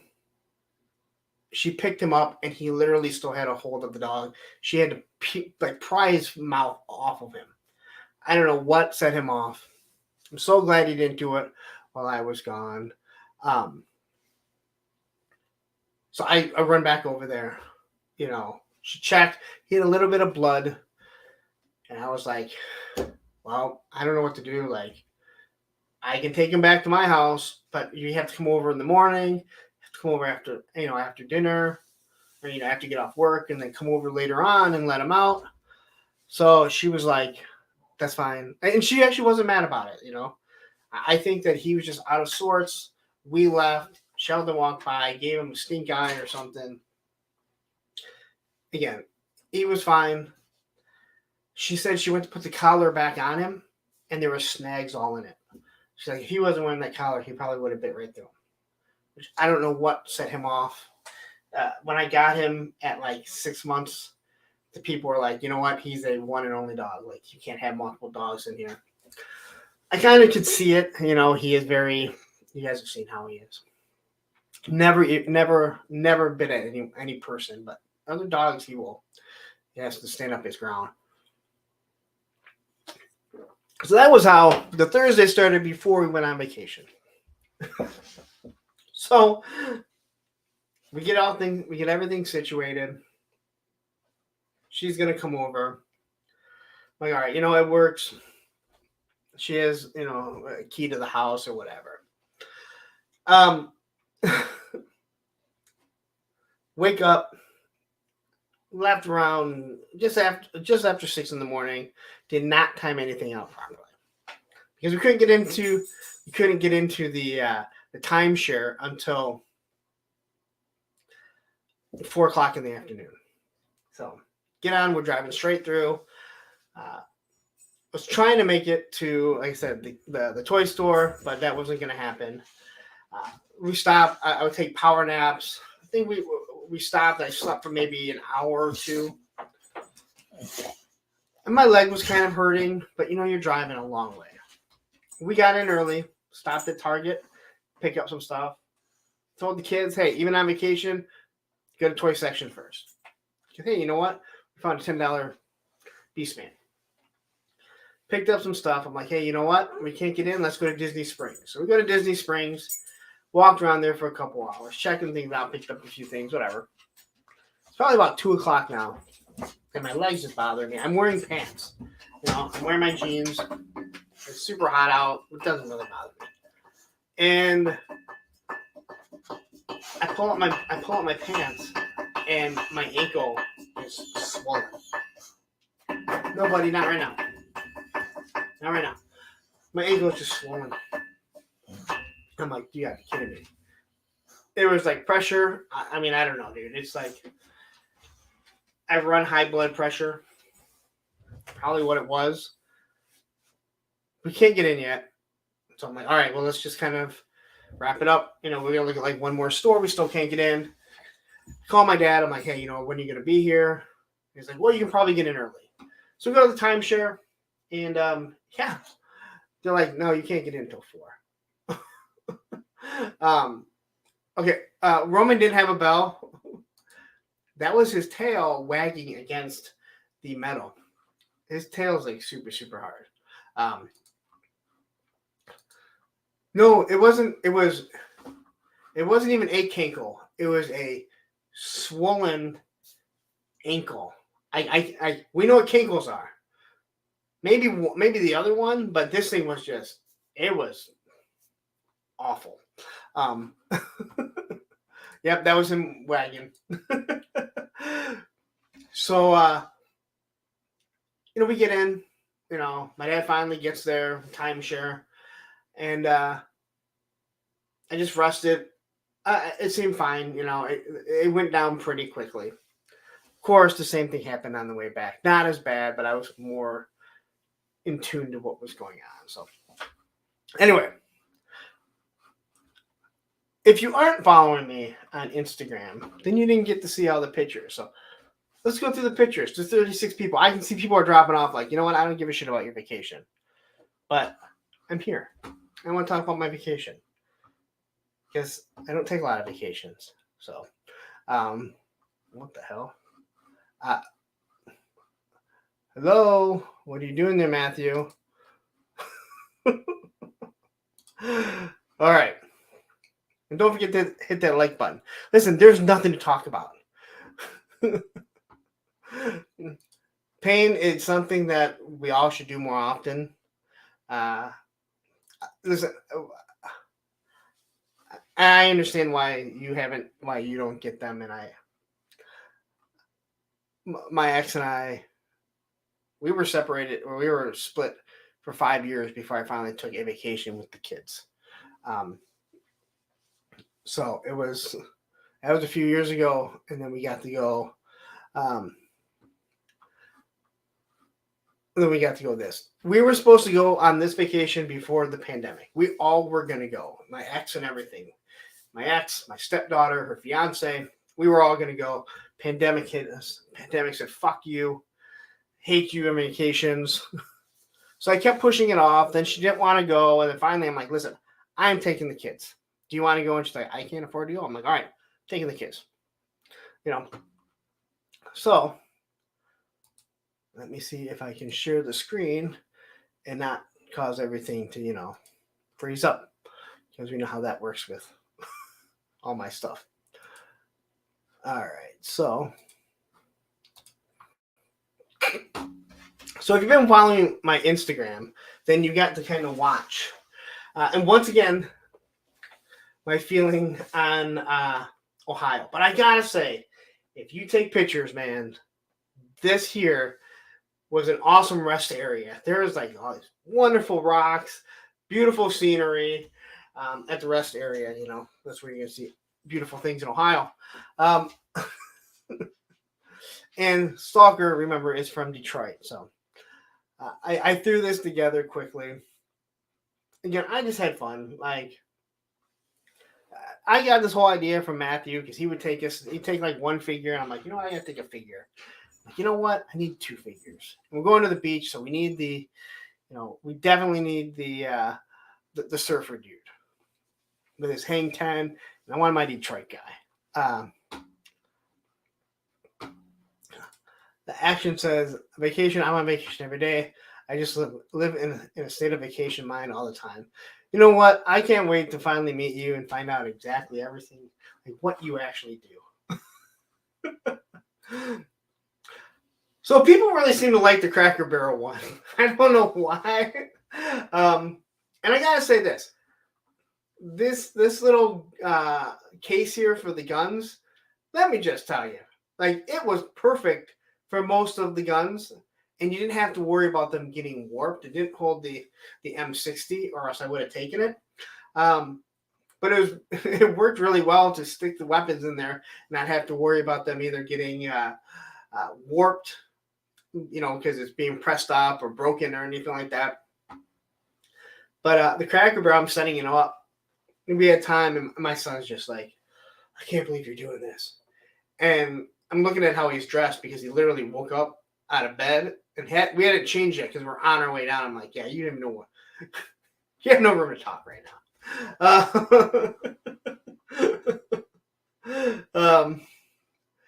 Let's see here. How many Joes did you take with you? Yeah, just these two. Yeah, I listen. I didn't want to take too many because I wanted to take him into the theme parks too. I thought 2 was good enough to get in. They never once questioned. Though my son, he got 3 times we went into places. They searched his bag, and the 3rd time I'm like, take out the water bottle because it has metal ribbing around it. Sure enough, that was it. So we got in Disney Springs, and they're like, oh, let's take a picture with the M&Ms. I'm like, oh, let's get the Joes out and take pictures with the M&Ms. Numerous people walked by. Some laughed about it. When you're trying, like, obviously, I had to take the guns out every time so nothing would break or anything. And when you're trying to stand them, and again, I don't use stands. I don't have sticky tack. You're actually using their ankle rockers. Again, don't tell me 4-inch figures can stand like this. You kind of had to wait. Now, it was not real busy, so it ended up being good for us. Not that busy. This was at Disney Springs, and I'm just like, oh my god.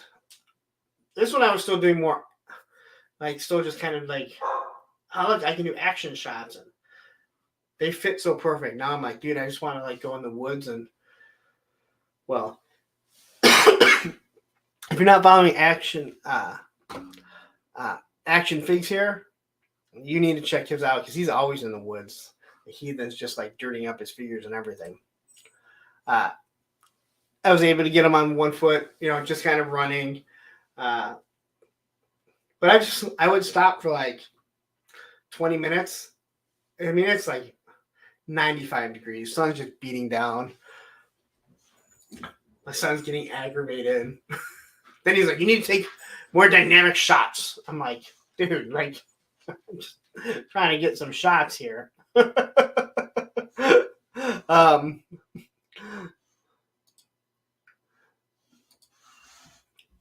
I love the running shot. Man, you can do so much stuff with these things.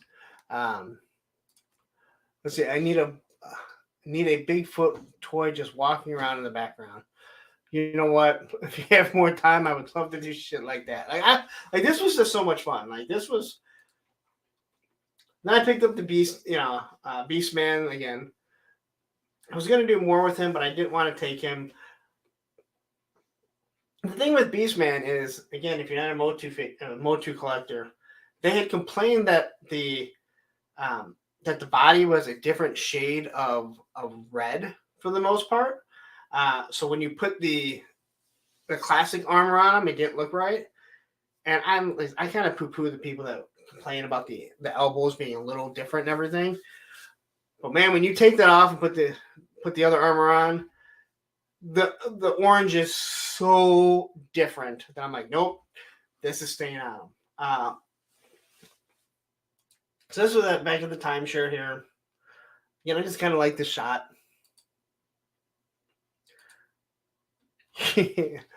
So we sat down to eat here. Now, if you've been to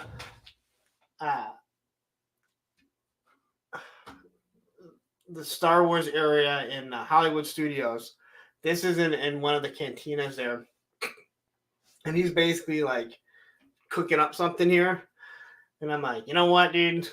And I have all like a bunch of stuff written down, and I walk over there, and I'm posing him, and there's this guy next to me.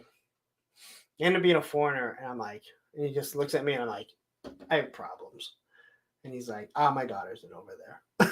You know, like, and he's just kind of laughing. Like most people saw me like doing this and thought it was like super cool.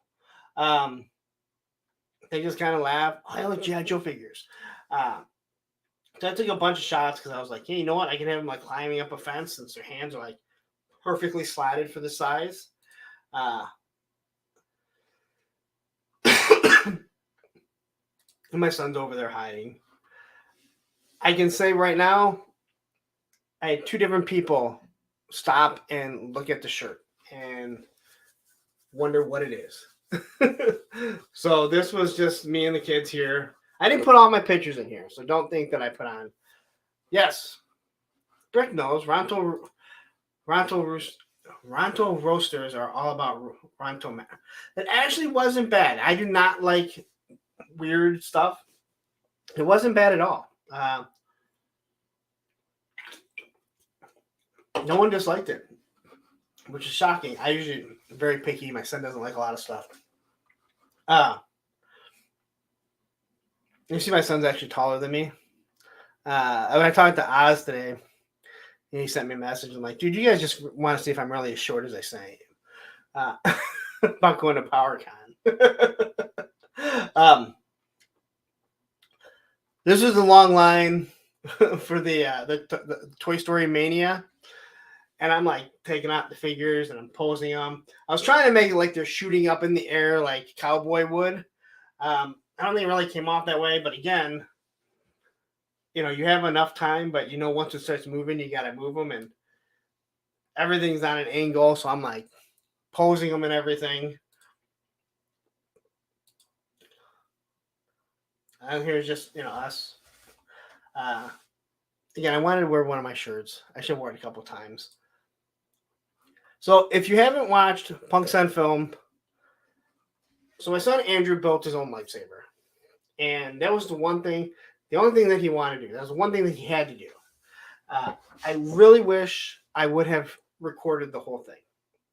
So if you haven't built the lightsaber, it's like $250. It is expensive. My son isn't absolutely thrilled with the quality of the lightsaber, but I think there's just a few things he maybe doesn't understand. It's not going to be like an FX lightsaber, which is already built, soldered together, and different things like that. But I filmed like 12 minutes of him building it. You can see in the back here, the actor here. So what he's supposed to do is he's like supposed to be. I don't know if he's force sensitive, but he's training you how to build the lightsaber. And he tells this long story about the Jedi and the Sith and the different colors of the blades. And obviously it goes into the Kathleen Kennedy saga because that's what she cares about. But he goes through all this stuff. It's a wonderful actor too. Like I really wish I would have started recording it from the beginning. But if you want to watch like 12 minutes of it, it's over on Punks on Film. Like you see how the lightsaber is built, you see the story. It's really, really cool. And then you have a couple people helping out there. My son was kind of aggravated. He said she really didn't help, but she's also trying to help like 2 or 3 people. The guy, and I really wish this guy would have been helping. If you watch the video, you'll catch him. The guy that's right next to me looks like Patrick and sounds like Patrick from the Star Wars team. It was creepy. I wanted to take a picture with him, but I thought that might seem a little odd.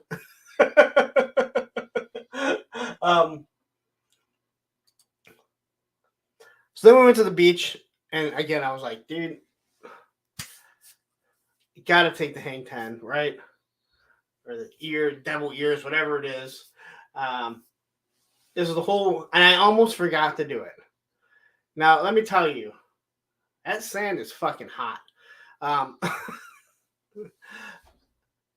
Walking into the ocean, I mean, I've never been to the ocean. Oh, I've been to the ocean. I've never actually swam in the ocean. It didn't even cool you down. Like, it was just warm ass water. It didn't feel bad. I'm not going to complain about it. But my kids had a blast. I stopped for a bit while they were in with Grandpa. I'm taking pictures. People on the beach are looking at me like I'm an idiot. But it was sand. It was time to do some pictures. And, as I come out, I'm just like completely, because I'm on the ground taking pictures and completely full of sand. I'm like, all right, got to go back in the ocean and get some of this off. So here they are, just relaxing. I didn't want it to look like they were like being arrested, but I'm like, oh, this looks like, Stalker threw his beret down. I see you guys are talking about Dennis Rodman. So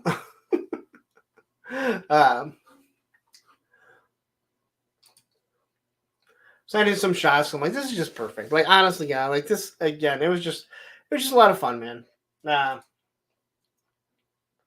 really wish the head peaked up a little bit more on rock and roll so he could look better.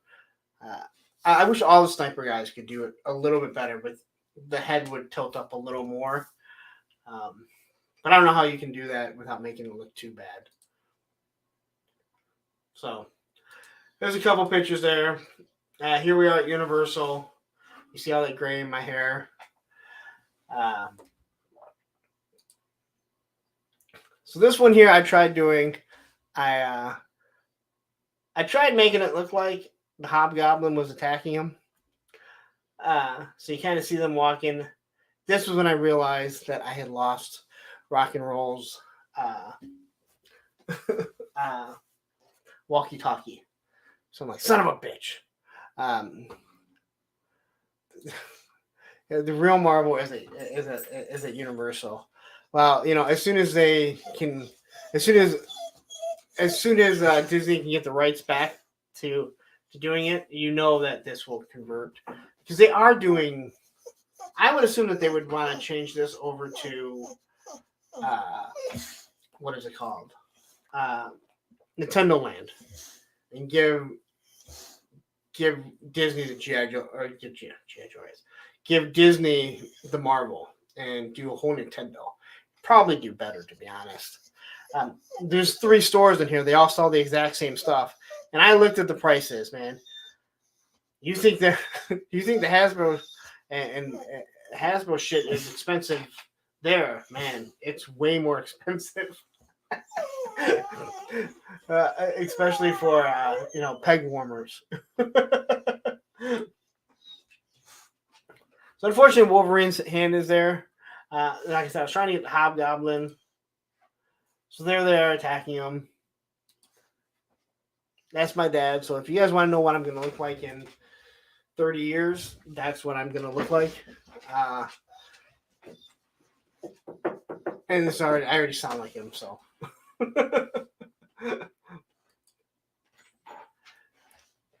I did this because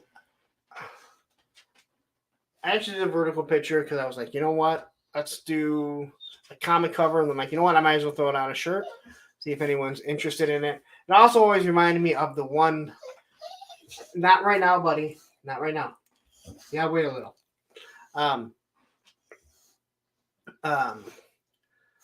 It always reminds me of the one comic cover where I want to say it's Stalker and is it General Fulton, or I forget, one of them back to back firing. But that's kind of what I was mimicking here. No, go. You're okay. You're okay. You went a long time without it. Down South says here, Punk, I was doing pics with Rock and Roll. Was a couple of 16-ounce cores deep and misplaced and left the gun hand. Had to buy another set off eBay because of the tattoo. Yeah, like I said, it's driving me nuts, man. I hate that I'm missing the one thing. Here's a vertical shot.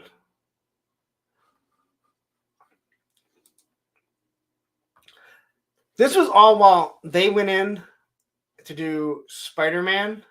So I had all this time. And my dad was just like wandering. Like he's just sitting there. So I'm like sitting over here. People are walking by looking at me like I'm an idiot. I'm like just sitting here taking pictures of like this one here. I know people walk by looking at me like you are just a complete moron.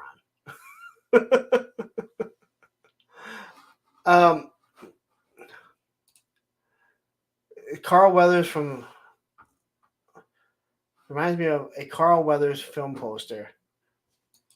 I wonder which one that is. He looks like the guy from Something About Mary. I actually did there should be a meme somewhere on my Instagram with him where I added that, I photoshopped that face onto the guy from Something About Mary when he's talking about how he gets Franks above the beans. Right?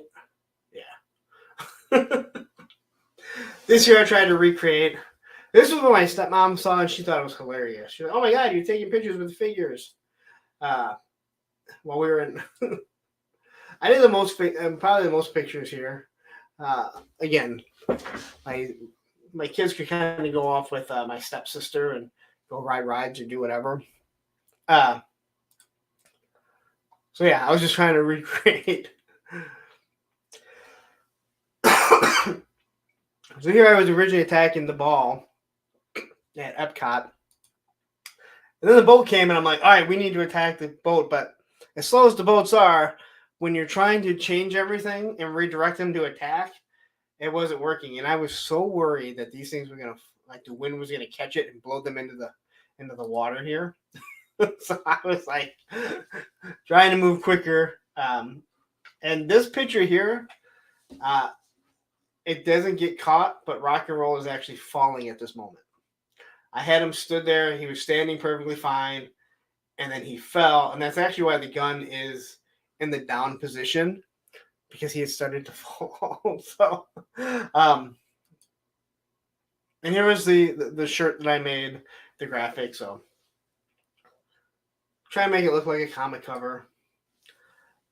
This was the only picture that I got at the Magic Kingdom. It was him carrying weapons. It was one of those days we kind of forgot, and a lot of stuff happened in the Magic Kingdom. Here's the Stitch hat. So someone who was asking about the ears, we were looking for the Stitch hat. So this it rained.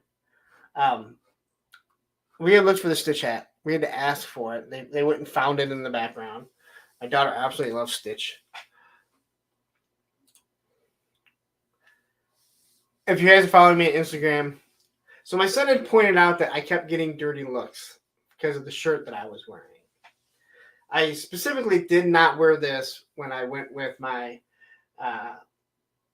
when we went there with my dad and stepmom, because they're super religious, to the point where they decided to say grace, and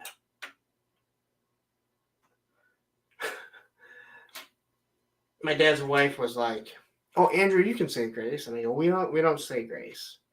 I was very polite about it. I'm like, "We don't say grace, but you can." And then Andrew says, "I'm atheist." And if you can imagine a little timeshare of 6 people, and it was as quiet as a football player getting injured on the field. And it was the most awkward silence. And I'm just like, you don't have to say that. So I wore this. Now, my son didn't feel well. We left the Magic Kingdom, took him back to the timeshare, and Olivia and I came back. And then she pointed out, wow, you keep getting dirty looks of that shirt. And I was like, you know what? I don't care. Do a little Google search if people really want to know what the hell it is. And I posted it on Facebook. But not on Facebook, on Instagram. I didn't want to do it on Facebook. And then the looks of people, and then the looks on the people's faces when you dive in after them. It's funny. It's funny because I started catching people, and you're sitting. We're like my daughter and I are walking through the line, so you're zigzagging, you're snaking back and forth, and I would catch the same people. They had that dirty eye, just that dirty look the whole time. You know what, dude? Pull out your fucking phone and Google it, man. It's a punk rock band from many, many, many, many years ago that's still around, still relevant. And it's really not as bad as you might think. So I took the picture just to post that. This was the whole. We went back. Basically, she wanted to see the fireworks since my son didn't feel well, so we went back to the Pirates of the Caribbean, Haunted Mansion, and I'm not sure if we're going to do Haunted Mansion into the fireworks. It was so close. We had to race. They actually sent us behind everything to get back there. She got to see all 18 minutes of the fireworks. She was thrilled because last time she went twice, but she was a baby. Young. I don't say baby, but young. She has flashes, so she was super hyped just to remember everything. So, Animal Kingdom, my son didn't want to go, so he stayed home. Allison has been a channel member for 3 months. Thank you very much. Thank you, Allison, and thank you, Shark Guys, and every other channel member. Thank you to everyone, honestly. You guys are still listening. 34 of you are still checking out my Disney trip because that's what I have to talk about.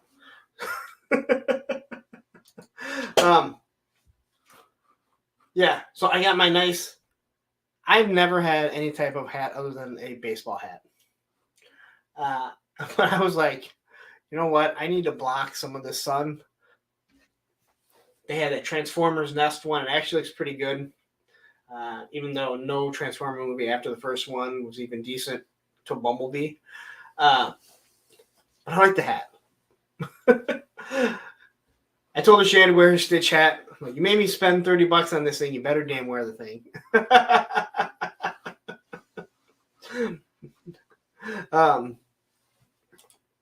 Yeah, I have a Motu shirt, and I don't have one G.I. Joe shirt. I actually did buy one from BJ's, which is like Costco. It was a large, but I don't know what large they were thinking because it fit me quite snug. Here we had to stop for a little bit. I'm like, hey, let's take a picture. I'm like, we'll take a picture together too. So I got rock and roll firing, double barreling, on the dinosaur. People kind of walking by, just kind of shaking their head. Yeah, I like posing here because you have to use the ankle rockers to get things, posing on ankles or on angles. So it's just fun. Again, I love being able to post stuff like that. And then I finally got them eating. We sat down to eat, and I'm pulling fish. And people are like walking by, man.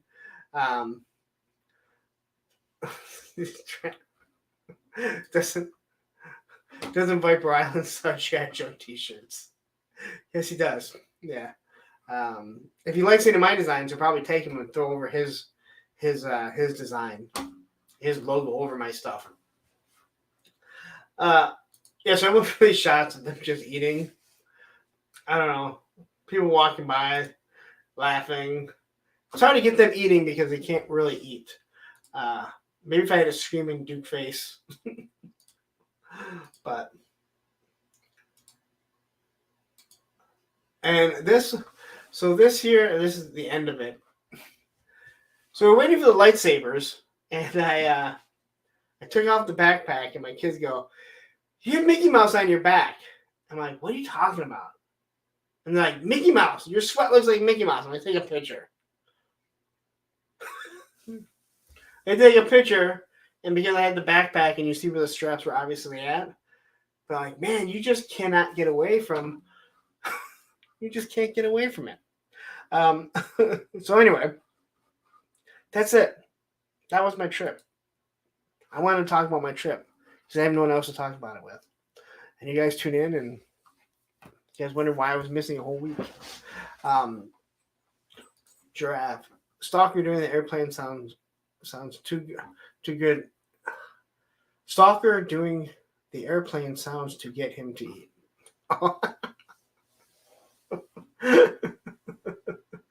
Oh man. Anyway, yeah, the results of the pandemic, the place is slow now. Plus, again, I figured it would be slower in July when it's super hot. I don't really care. It's not a sunburn, it's a base. I call it a base, all right? It's really going to start flaking soon. But yeah, anyway. So then we drove back. We drove back. Now, we were able to hit Second Chance Toys. Now, if you see my video, and I talked about it, I didn't take any video inside of it. And I don't know the people. I feel awkward. My son didn't want me to. It's really odd that he's embarrassed of that stuff. He didn't even like me taking the video that I was taking there. But I gotta say, I really, really did enjoy the store. The guys were super nice. Super nice. Everything was really clean. That was like, and I mean clean when I mean like the figures. The figures were very white. So all the white, like if it's supposed to be a white figure, it was pretty white. And I wouldn't say that they were trying to whiten them because you can see other things are dull. But it seems like they only buy stuff that is really good quality. And maybe if it's stuff that's not quality, they did not, maybe they don't put out there. We did not stop, but I saw a lot of Buc-ee's. A lot. Almost as many as Ron John signs that I saw once you get into Florida. Like, is there a Ron John's here? Yeah, so Second Chance Toys, again, I heard from Toy Anxiety, I talked about it numerous times. And yeah, I think they're a really nice place, not overly packed, but also not spread out. I would like a bigger G.I. Joe section, but that's just me. Not a lot of modern stuff, but again, as I said in the video, I can get modern stuff everywhere. EE, if you use my code APUNK, you get 10% off anything in stock to help support the channel. As my loan plug for now. But yeah, just like you ask for help, they help you. No one was rude. They had the Target 25th anniversary. The Target is 25th anniversary. The Target Rattler, like $260 in the box. Those things were like they were trying to give them away. Why didn't I buy them all up? Why didn't I buy all of them up in Michigan? God, man, I see that and it kills me. But it's a really nice store. Like, I would have liked to check other stores out. I tried finding a store in Orlando, but it's hard to find toy stores at times. It's hard to find toy stores at times because, like, when you Google, like, best toy stores in Orlando or wherever, the things that populate, you kind of got to look at it. It's like, oh, there's a Funko Pop store. And I'm not really into Funko Pops. My daughter is. Or then you look and it's like kitty toys. So it's hard to find a collectible shop. Sometimes pull up and it's a comic book store. But this store was really worth it. So if you're driving anywhere from down 75 down to Florida, check it out, man. I wish I could have checked out. Like, PNC made a comment on the video and said, I would love I love to take like a trip, and hit different toy stores. And to me, that would be so much fun, especially like recording them, like recording the different stores. And I don't want to dog any stores unless people are assholes,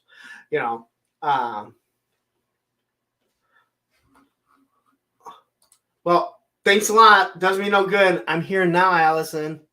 Where were you last week?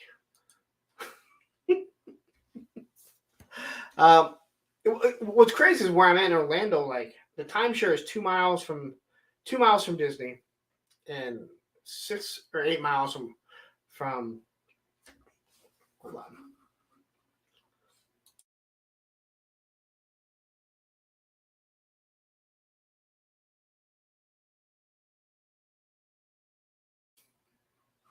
So where we're at in Orlando is like 2 miles from Disney, 8 miles from Orlando. So you are caught right in between traffic.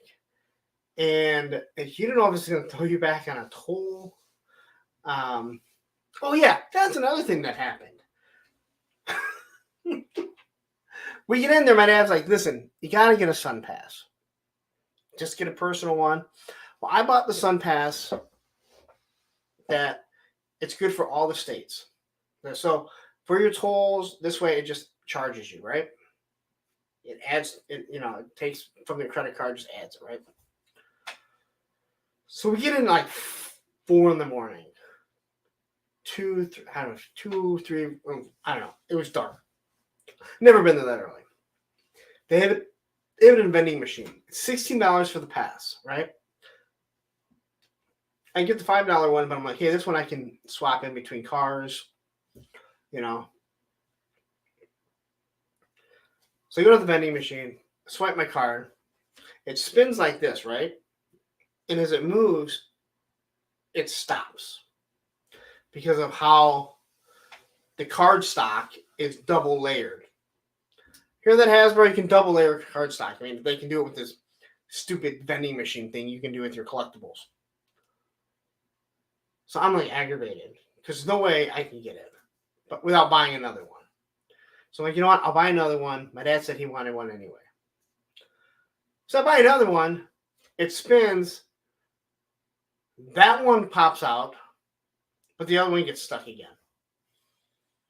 And I was like, I'm trying to shake the thing. Those things are heavy as hell. But yeah. So yeah, that was another thing. I kind of forgot. I was so aggravating. But yeah. So I forget where I was at. So anyway, I don't have much more to talk about. I think we're going to call it an early night, which probably isn't a bad thing. But I don't is there anything else to talk about? Like, did anything happen did you guys check out the EOS video? Did I get it? Let's see if I got any confirmation that my EOS should be here tomorrow like they were supposed to be. I love when I look stuff up and it tells me that I'm going live at 9 and it's 11:20. Let's see here, Amazon, my orders. Yep, order received. And yet there's no sign of my other thing. So, I mean, I'm still going to get one. They're going to restock. They've already said that. And I'm glad I was able to get the video done. For some odd reason, this thing really went well. Bobby B got like 3,000 already since yesterday on his review. So, Shark Guy says, I got a second mind bender. That's all the news I have. Well, I gotta say, you've been getting a bunch of stuff there, and I gotta talk to you about that place too.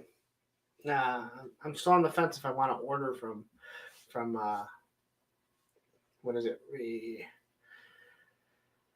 Return of the Nerd.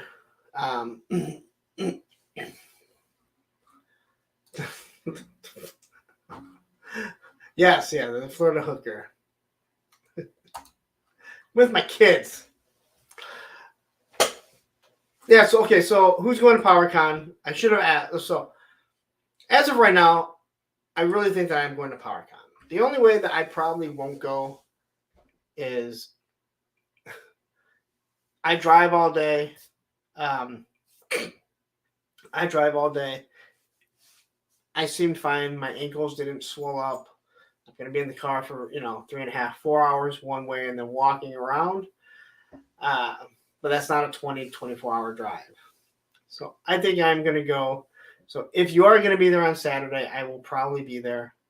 If anyone really wants to see how short I am in real life, something on me. How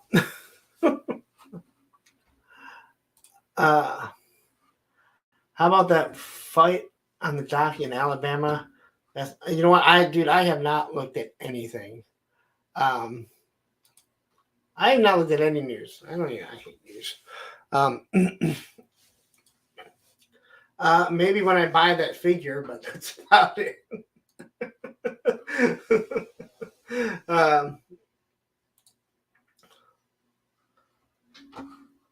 Ooh. Yeah, dude. Sorry to hear that, man. I will say this: don't try and make YouTube your next job because it doesn't pay well. But now, hopefully things get better for you. I think we've all been there. I mean, I think most of us have been. I can't say everyone, but so Shark Guys is saying, "Oh man, you gotta watch those videos. It was nuts." And the memes, oh god. So I might have to get up early, and yeah. You know what? I used to, if you were on my, it's probably still on my personal Instagram. I didn't do too many on my personal. My Facebook page, I have a RIP page, and I always would imitate someone, or I would always change. So when one of the James Bonds died, I said RIP James Bond, and I put the wrong act. I put Sean Connery in. And people were like fighting with me. I'm like, no, dude, like it's fucking James Bond died. This is James Bond. No, not that James Bond. And they fought, argue with me. Why does it look like I have stuff on me? Oh, I do. And then when Sean Connery died, I was like, look, I was just like a year or two early. So I always fake, but I need to Pee Wee Herman. I haven't done one in a while. That's the typical Tuesday or family reunion. Yeah, now I'm gonna have to go look this up, man. Yeah, dude. Like, listen, I hopefully everything works out. It sucks, man. Like, it sucks to hear, like, especially when there's people that want to work. Wade, honestly, man, like, but hey, you have every Monday to come here, every Thursday to go over to the other place. But yeah, so I do want to so Thursday night, as you know, we're rotating. I rotate. We do Punks on Film. We do Punks on Film, and then I do the Thursday with the Friend. I want everyone to start checking out Punks on Film. You guys all wanted it. We did it for you. You need to start coming over. I haven't talked to Matthew about this yet, but I think I'm going to stop airing it over here. And there is one reason for that. Well, there's a couple reasons. One reason is I want people to go over there and watch it there. But this was a problem. Matthew didn't see it. Tony didn't see it. I only saw it because, well, I was on here. That there was one person posting on Punks on Film he's posting a bunch of stuff, and then there was someone else posting over here, and unfortunately they don't sync together. We just see everything come as one, but we don't see where they're coming from. So there's two people that are actually interacting, but they're just interacting with us, or with Matthew and Tony. And so there's two people like interacting and not realizing like, well, here you could actually have an actual conversation going. So I think I want to have everything onto one on one side. And I really think that it needs to be on Punks and Film. We really need to start pushing over there. Again, you guys wanted it, man. We got done. We started talking about movies and all these different movies, and then no one comes there. So let's start doing that, guys. And then Punks and Film, Thursday with a friend. Again, not this week. Following week, I'm going to have Digital Diarrhea on. I hope you didn't forget Digital. Geo, I hope you haven't forgotten. And I've already lined up the next 3 after that. So after that, I'm going to have Oz. I'm going to have Action Figs. And then I do believe I talked to him. He said that's cool. Probably going to be another pre-recorded one, but usual Mike. I hit him up. I was like, hey, you know what? Would you be interested in doing this? Again, it's not really about toys. It's about getting to know you. You're part of the community. I love the fact that he'll watch the replay. Feel bad for him. He's going to watch and hear about my vacation. He's going to be like, what the fuck do I want to go on your show? You're going to talk about your damn vacation. So it might be a pre-recorded one. I am going to start doing it probably at 9 o'clock. I was doing it at 10. They started running over 2 hours. Shit's just killing me. I need to sleep more. I really do. And here it is right here, Matthew dropping Tony Figs and him. And they're going to be talking aliens. Right? So they're going to be going over the Aliens movie. And Matthew and I talked about it. I think we're just going to start deciding what movie because there's not enough people to vote. And the other thing that Matthew and I have talked about, and Matthew's really brought this up, is there have been so many good movies that have been suggested that we're not able to come back around to. So now that we kind of have an idea of some of the movies that the people that are watching are suggesting, we just kind of want to pick and choose some, and go from there. So I think for a while we're gonna pull back from doing the voting on, what movies we should watch. Now, maybe if we get like 30, 40 people watching, 30, 40 of you wanted to watch this. Trying to get you guys to go over there, man. It's so much fun.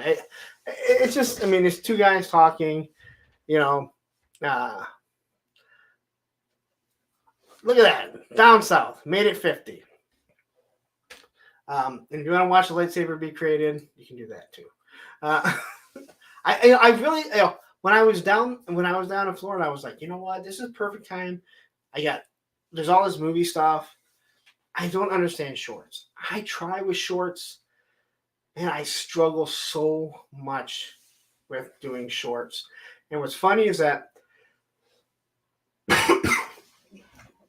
I'll do some shorts. And I'll do a short, and I'll put it on TikTok. I'll put it on Instagram Reels, and then I'll put it on YouTube. And it'll do really good on one, and the other two it won't. And then one day it will do really good on Instagram Reels and not good on the other two. They never all seem to do good, together.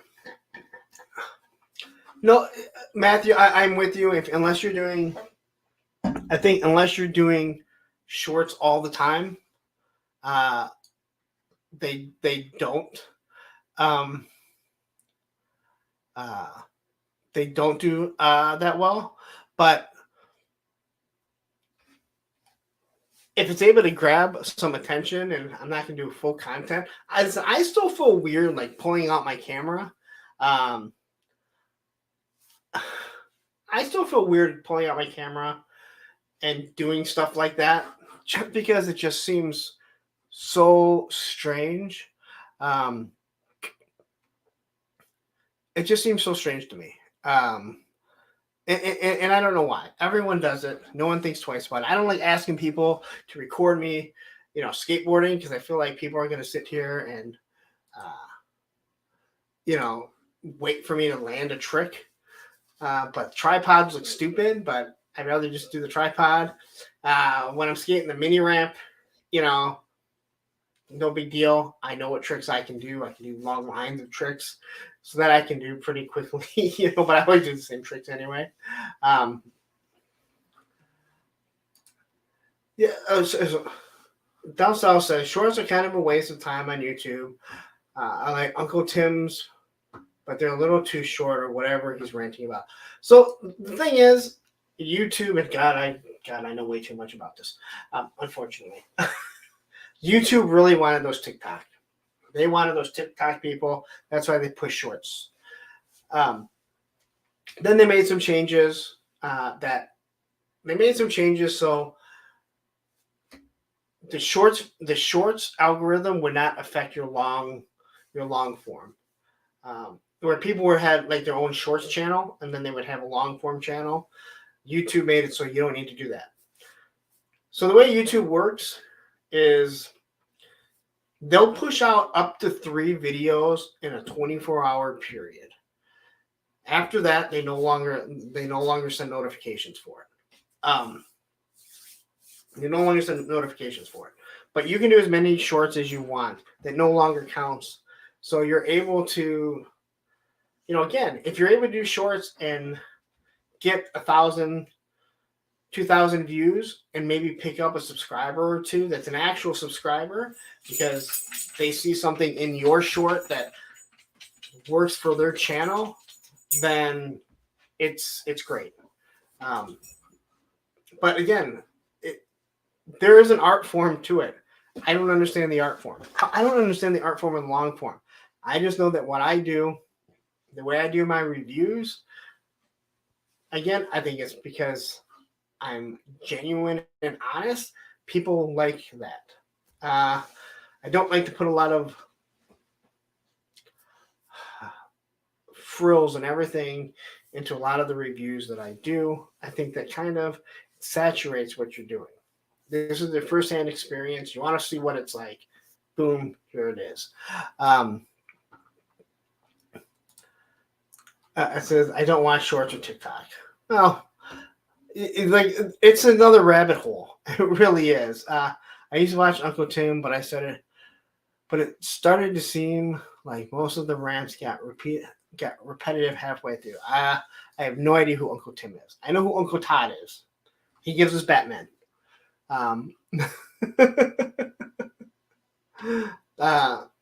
It says you can keep people watching as many as they want, but it only promotes three. So, okay. So when I do let's say I get a batch of, if I get like 5 figures in, I'll do like my reviews probably in 2 days, and I push mine to go out usually at 7:00 in the morning. I feel it works. It gives a whole day, almost a whole day to generate people watching it. There's other people that will figure out 6:00 is when their viewers. There's a lot of analytics that you can watch. But let's say I pushed out every single one of them right away. He's Battleground does it. He does his videos and he just pushes it out. From what I understand, the YouTube algorithm, when after in a 24-hour period, if you sent three videos out in a 24-hour period, if you send a 4th out, people will not get notified about it because they look at it as now you are spamming. And they figure three long form videos is more than enough for a 24-hour period. Where shorts are completely different. Shorts are there. When people are scrolling to the shorts, if people are liking the shorts, they'll keep pushing it out. That's why usually when you look at shorts, if you look at the analytics, they will have this big spike at the beginning and then they drop. Unless if it's some obviously viral video. Again, there are people that try and shoot for viral videos. Not what I'm trying to do. I'm trying to have an actual sustained YouTube channel. instead of having viral videos go out. And I'm sure there are YouTubers that talk about how to make viral videos. The guys I watch, they talk about how can you give back to the people that are watching, your community. That's really what I'm trying to do. And everything that I watch is how to grow the channel to make better videos, whether it be long form, whether it be a live stream. What are tools that I can use to help me out that have benefit other people? Shorts and long form are just they're different beasts, and it took YouTube a little time to figure that out of how they were going to do it. So now I could have 44 shorts and push them all out. I could have as many shorts as Todd has pumped out Batman, Joker, and Batwings since this stream started. And it doesn't affect the algorithm of my long form. I probably over-explained that. I probably lost you halfway through. But it resets after 24 hours. So let's say if I did like 3 videos, right? I pushed out 3 videos in 24 hours. But I did 3 videos. So the first video comes out. I dropped one 22 hours later. And then I dropped another one at 24 hours, right? Well, it will reset. I can drop another one that it will push out once that 24 hours hits from that first video. So it's just, I don't know. I've learned way too much about YouTube. I find it very interesting to learn new things. I'll put on some of these YouTubers that talk about it while I'm driving, because I drive all day, and I'll just put it on, and I'm not watching anything. I'm listening to what they're talking about. And sometimes you just catch something that's like, oh my God, I've been trying to figure that out, or I've been wondering what that is. Other times you just hear things that like you don't think it matters, and then later on in life it kicks in. Later on in YouTube life, it kicks in. You're like, oh shit, that's why they were doing that. Punk short but Punk short in height. It has long form content. So does that mean his content is long short? Hey, if you haven't noticed, my review videos have started to get a little bit shorter. And a lot of that is thanks to Action Figs, because he's like, you know what, you should do like a recap of what you think of the figure. And that's what I've been using that Lazy Susan for. And it actually makes me not repeat everything in my ending. So I actually cut it down. I've cut down the videos. I mean, they're still going, 16, 18, 23 minutes. But not as bad as some of them used to go. Let's see here. Anyone know where the weapons crate next to Punk's from? There. This one, I have them for sale for $8.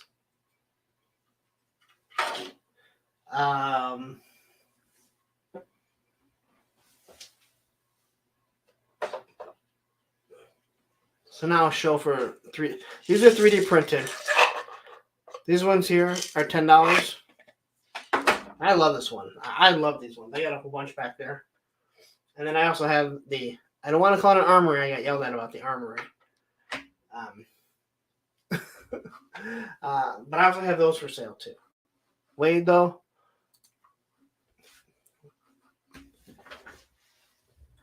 We'll talk later on.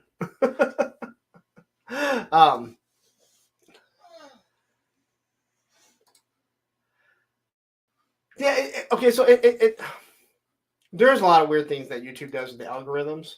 This is where I'll probably start boring people, other than people that are doing content on YouTube. It does seem kind of weird. But when you think about it, it's like you don't want people spamming, just pushing out content over and over and over. And if you're subscribed and you have those bell notifications, you wouldn't want. Again, a lot of people are tuning in because they subscribe.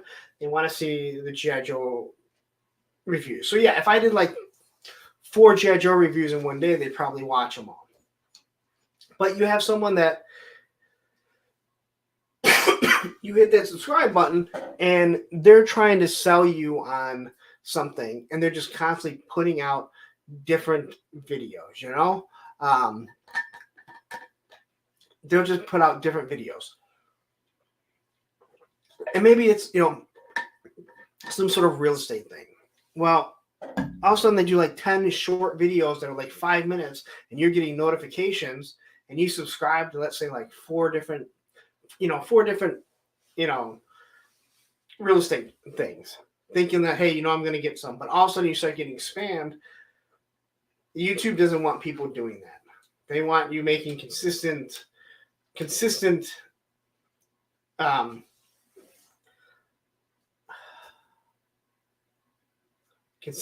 content, but not spamming everyone. It's just, I understand that. But it's weird anyway, because if you, so here's what's weird. Like, so as much as I want to hit that 3,000 subscriber mark, because it's really just a pat on the back. If you haven't subscribed yet, subscribe. And a lot of you, some of you may not be subscribed and don't even realize it. So you can subscribe and hit that bell notification. But let's say you subscribe to my channel, but then like you see the content and you're not watching it. Well, YouTube starts saying, well, you know what? He doesn't even watch it. So we're not going to push it out anymore. You're going to have to search it out. Where let's say you're not subscribed. You thought you were.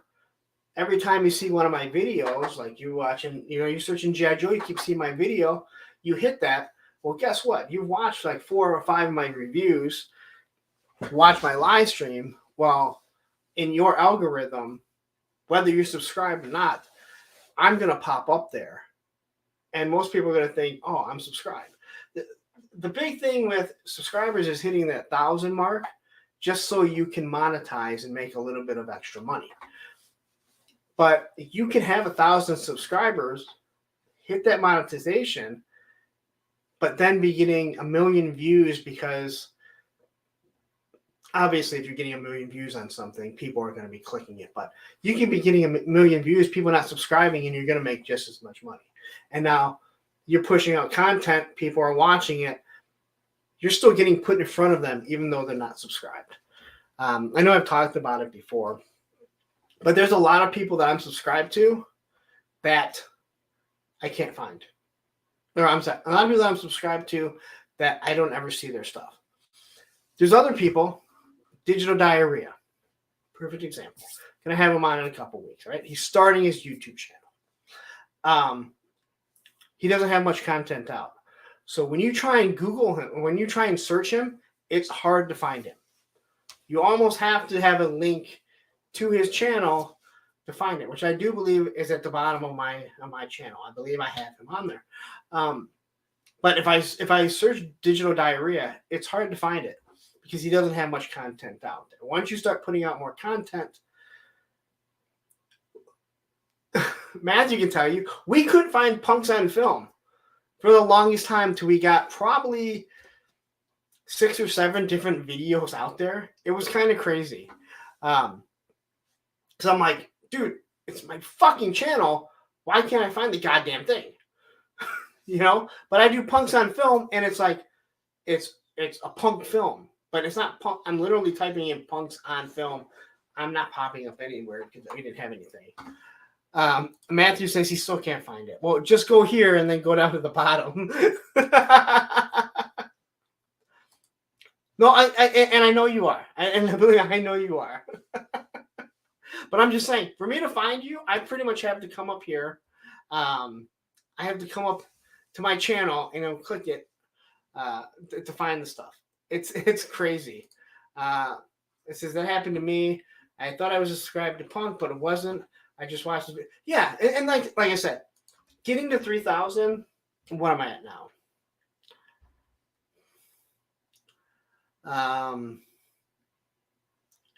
2,375. The 3,000 mark is just a pat on the back. Sure, it helps because once you're monetized, you're going to make a little bit of money. And if you have more subscribers, stuff will go out. And obviously, if you have 10,000 subscribers, more people are going to see it. More people will just happen to click on it. And you're going to make a little bit more money. But it's just about getting that 1,000 so you can get monetized. And then once people start watching it, again, Action Figs is perfect. He wasn't even subscribed. He thought he was because my content kept popping up. And him and I were talking, and he realized he wasn't subscribed or something like that. Well, shucks, how did Viper Island do it so fast? He bought them. Were you not? Were you here when I broke that down? I can't prove that he bought them, but there's a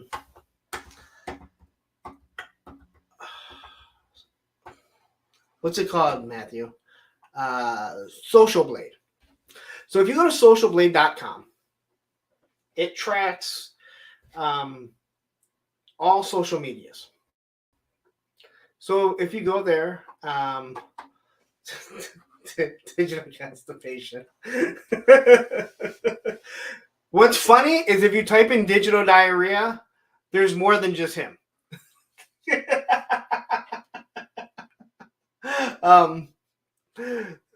It's actually kind of funny. There is more than just him. Oh, and look at this.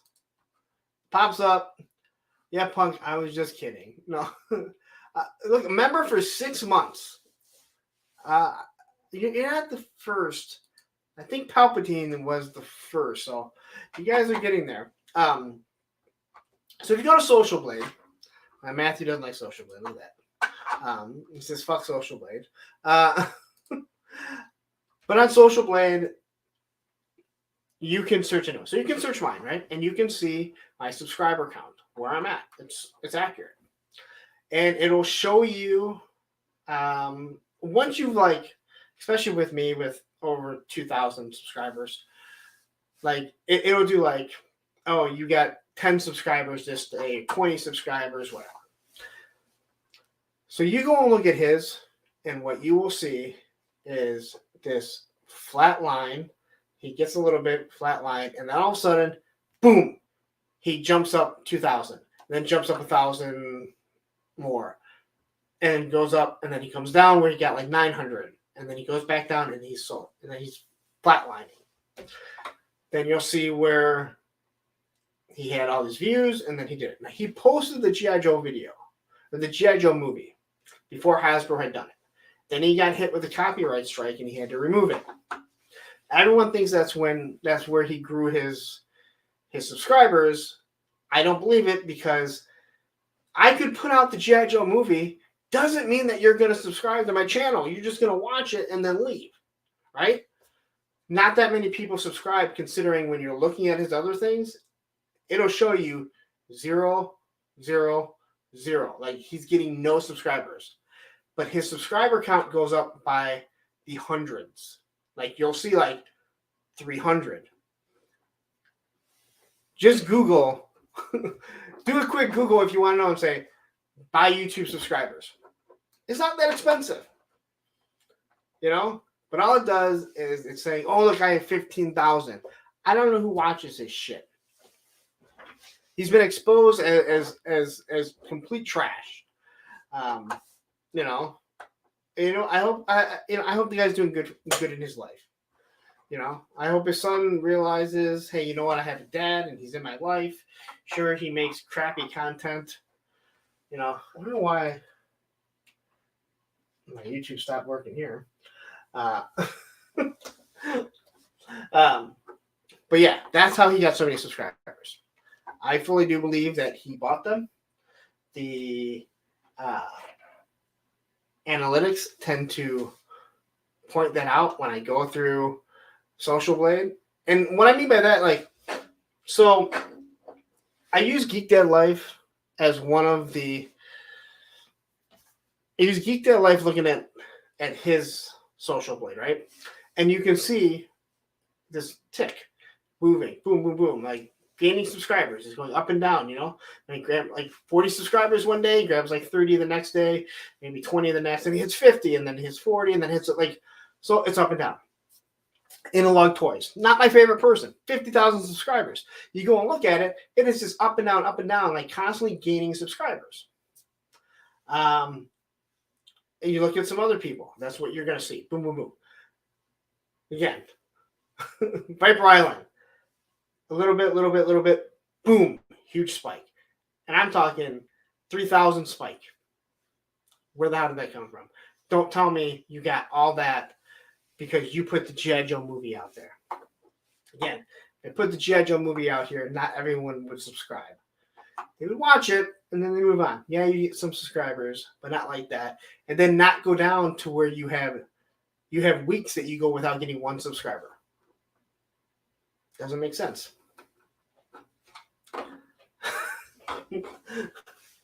Yeah. I try not to bash. There's a lot of YouTubers I don't like. That I don't enjoy listening to. I don't know if they're bad people. I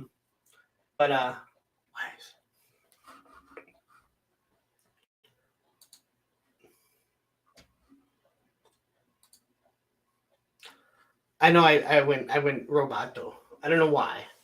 You can see I went Roboto for some reason. Yes, Wade, he is cringe. He is, yes. He is, and again, like, there's a reason why I've made memes about him. There's a reason why Mr. Popinski has made memes about him. And there is a shitload of reasons why our buddy Chaz has made more memes about him than probably anyone's ever had memes made about him. He deletes content when he gets it wrong, so you can't go back and prove them. That's why now people do screenshots of it.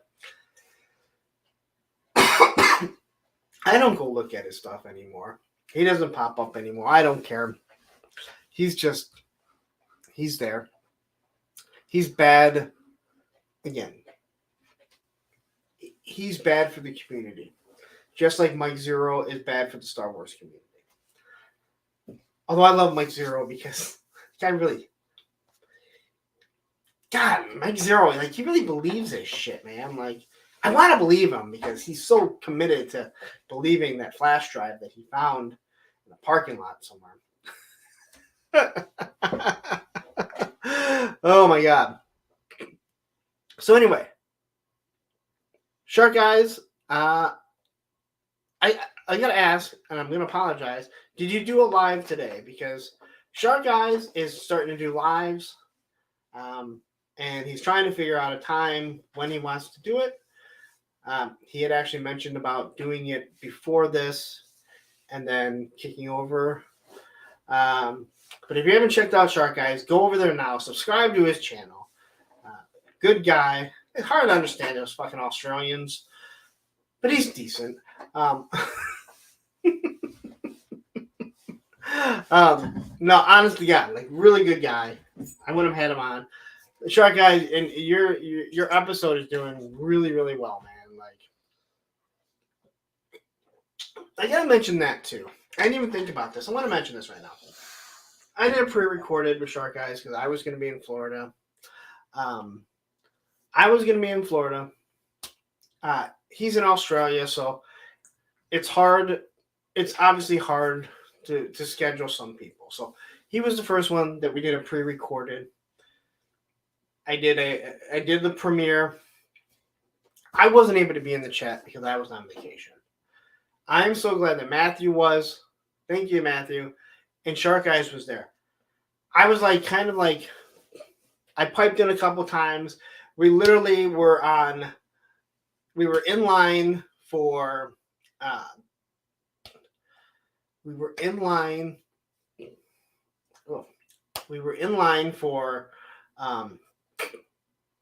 the Haunted Mansion. So I kind of jumped in there. I kind of watched what some guys were saying, but I didn't know where we were at. Like, I didn't know where we were at in the conversation because I couldn't listen to it. Then we headed over and watched the fireworks. And the time the fireworks and everything got back, I get back to the we went to McDonald's. We get back to the timeshare, and the stream is just ending, and he was going to do his own live stream. So I was in his live stream almost the whole time. Nice for me to be in his live stream while I wasn't even in my own premiere. But I gotta say, thank you to everyone for tuning in. I looked at the analytics of it. I looked at the conversation. You guys seem to have a great conversation. I'm glad he was there answering, everything. I like doing the live. I like doing the live because people can kind of ask. But it's also hard to pay attention because you're listening to what, your guest has to say. I also like doing it this way, where he's in the chat, and he's able to answer questions that people are asking that they're hearing. And to the person that sent me the super sticker, thank you very much. Those things are weird, but it's weird to get a super sticker. I don't fully understand them. I know they have like super thanks too. Like someone sends you a super thanks when they like your video, different things like that. So, but anyway, I want to say again, thanks to Shark guys, and thank you to all of you guys for tuning into that. And if you haven't watched it yet, go over and check it out. Check out all of those. So far, the Thursday with a Friend is exactly what I want it to be, which is getting to know the people that are part of my community, whether it be on Instagram, here on YouTube, maybe on Facebook one day, or people from Facebook. There's a lot of people that are constantly, they're talking, they're making comments on my YouTube videos that aren't able to be part of the live. Hey, look, Outback Stew is joining right as we're about ready to wrap it up. You got to watch back, Outback. There's a lot of talk about my vacation. But again, my whole idea of doing that is hopefully get you guys to know the people that you're seeing in the chat, that you're communicating with, people you see on Instagram, on my Instagram, or maybe people you may be going back and forth with on a video of mine that's not on live stream. I try and stay out of it. I try not to tell my story when we're watching. You guys have heard enough of my story. I want you to hear their story. I feel like I've done a pretty decent job. Everyone else seems, I've talked to some people that said, hey, you do a really good job. You kind of stand back, and that's what I'm hoping for. Because again, you guys want to hear me talk about myself, you got me for 3 hours. I made it 3 hours today. I don't even know. No, it was 8 shipwrecks. But anyway, okay, so we're gonna wrap it up. Thank you to everyone. 24 people still watching, listening. We made it 3 hours. Yes, Matthew. I'm gonna ask. Listen, hit the like button if you haven't. Hit the subscribe button if you haven't. Instagram, go over there now. Because everyone has Instagram, right? It's the best. Go over there. Listen, Matthew hit 1,500. Or no, was it 1,500? I don't know. He's way ahead of me. So go over there, like me, all right? Get me to 1,500. And while you're there, search through, find Matthew. Matthew, put your Instagram and get him to 2,000. All right? He's at 1,500. Look at that. Just look at Mamu. Like Shamu, but Mamu. And go over there and like his shit. But also, this is me shilling. I'm going to shill now. I gave you 3 hours. I'm going to shill the fuck out. Because I've shilled all day. I shilled the whole fucking show about my vacation. First off, Amazon. Listen, you buy something on Amazon, support the channel. Come on here. Click one of the links. As long as you're logged in, anything that you buy, it helps support the channel because I get commission off anything that you're buying. You don't have to do a thing. Helps me out. Entertainment Earth. If anything's in stock, it's ee.toys/apunk, or if it's in stock, you just put apunk and you get 10% off. Right? Go over, check out all the Thursdays with Friends. Like them, watch them. They are actually wonderful. PNC is a wonderful watch. It is so interesting. Allison like showed up like 2 fucking minutes before we started it.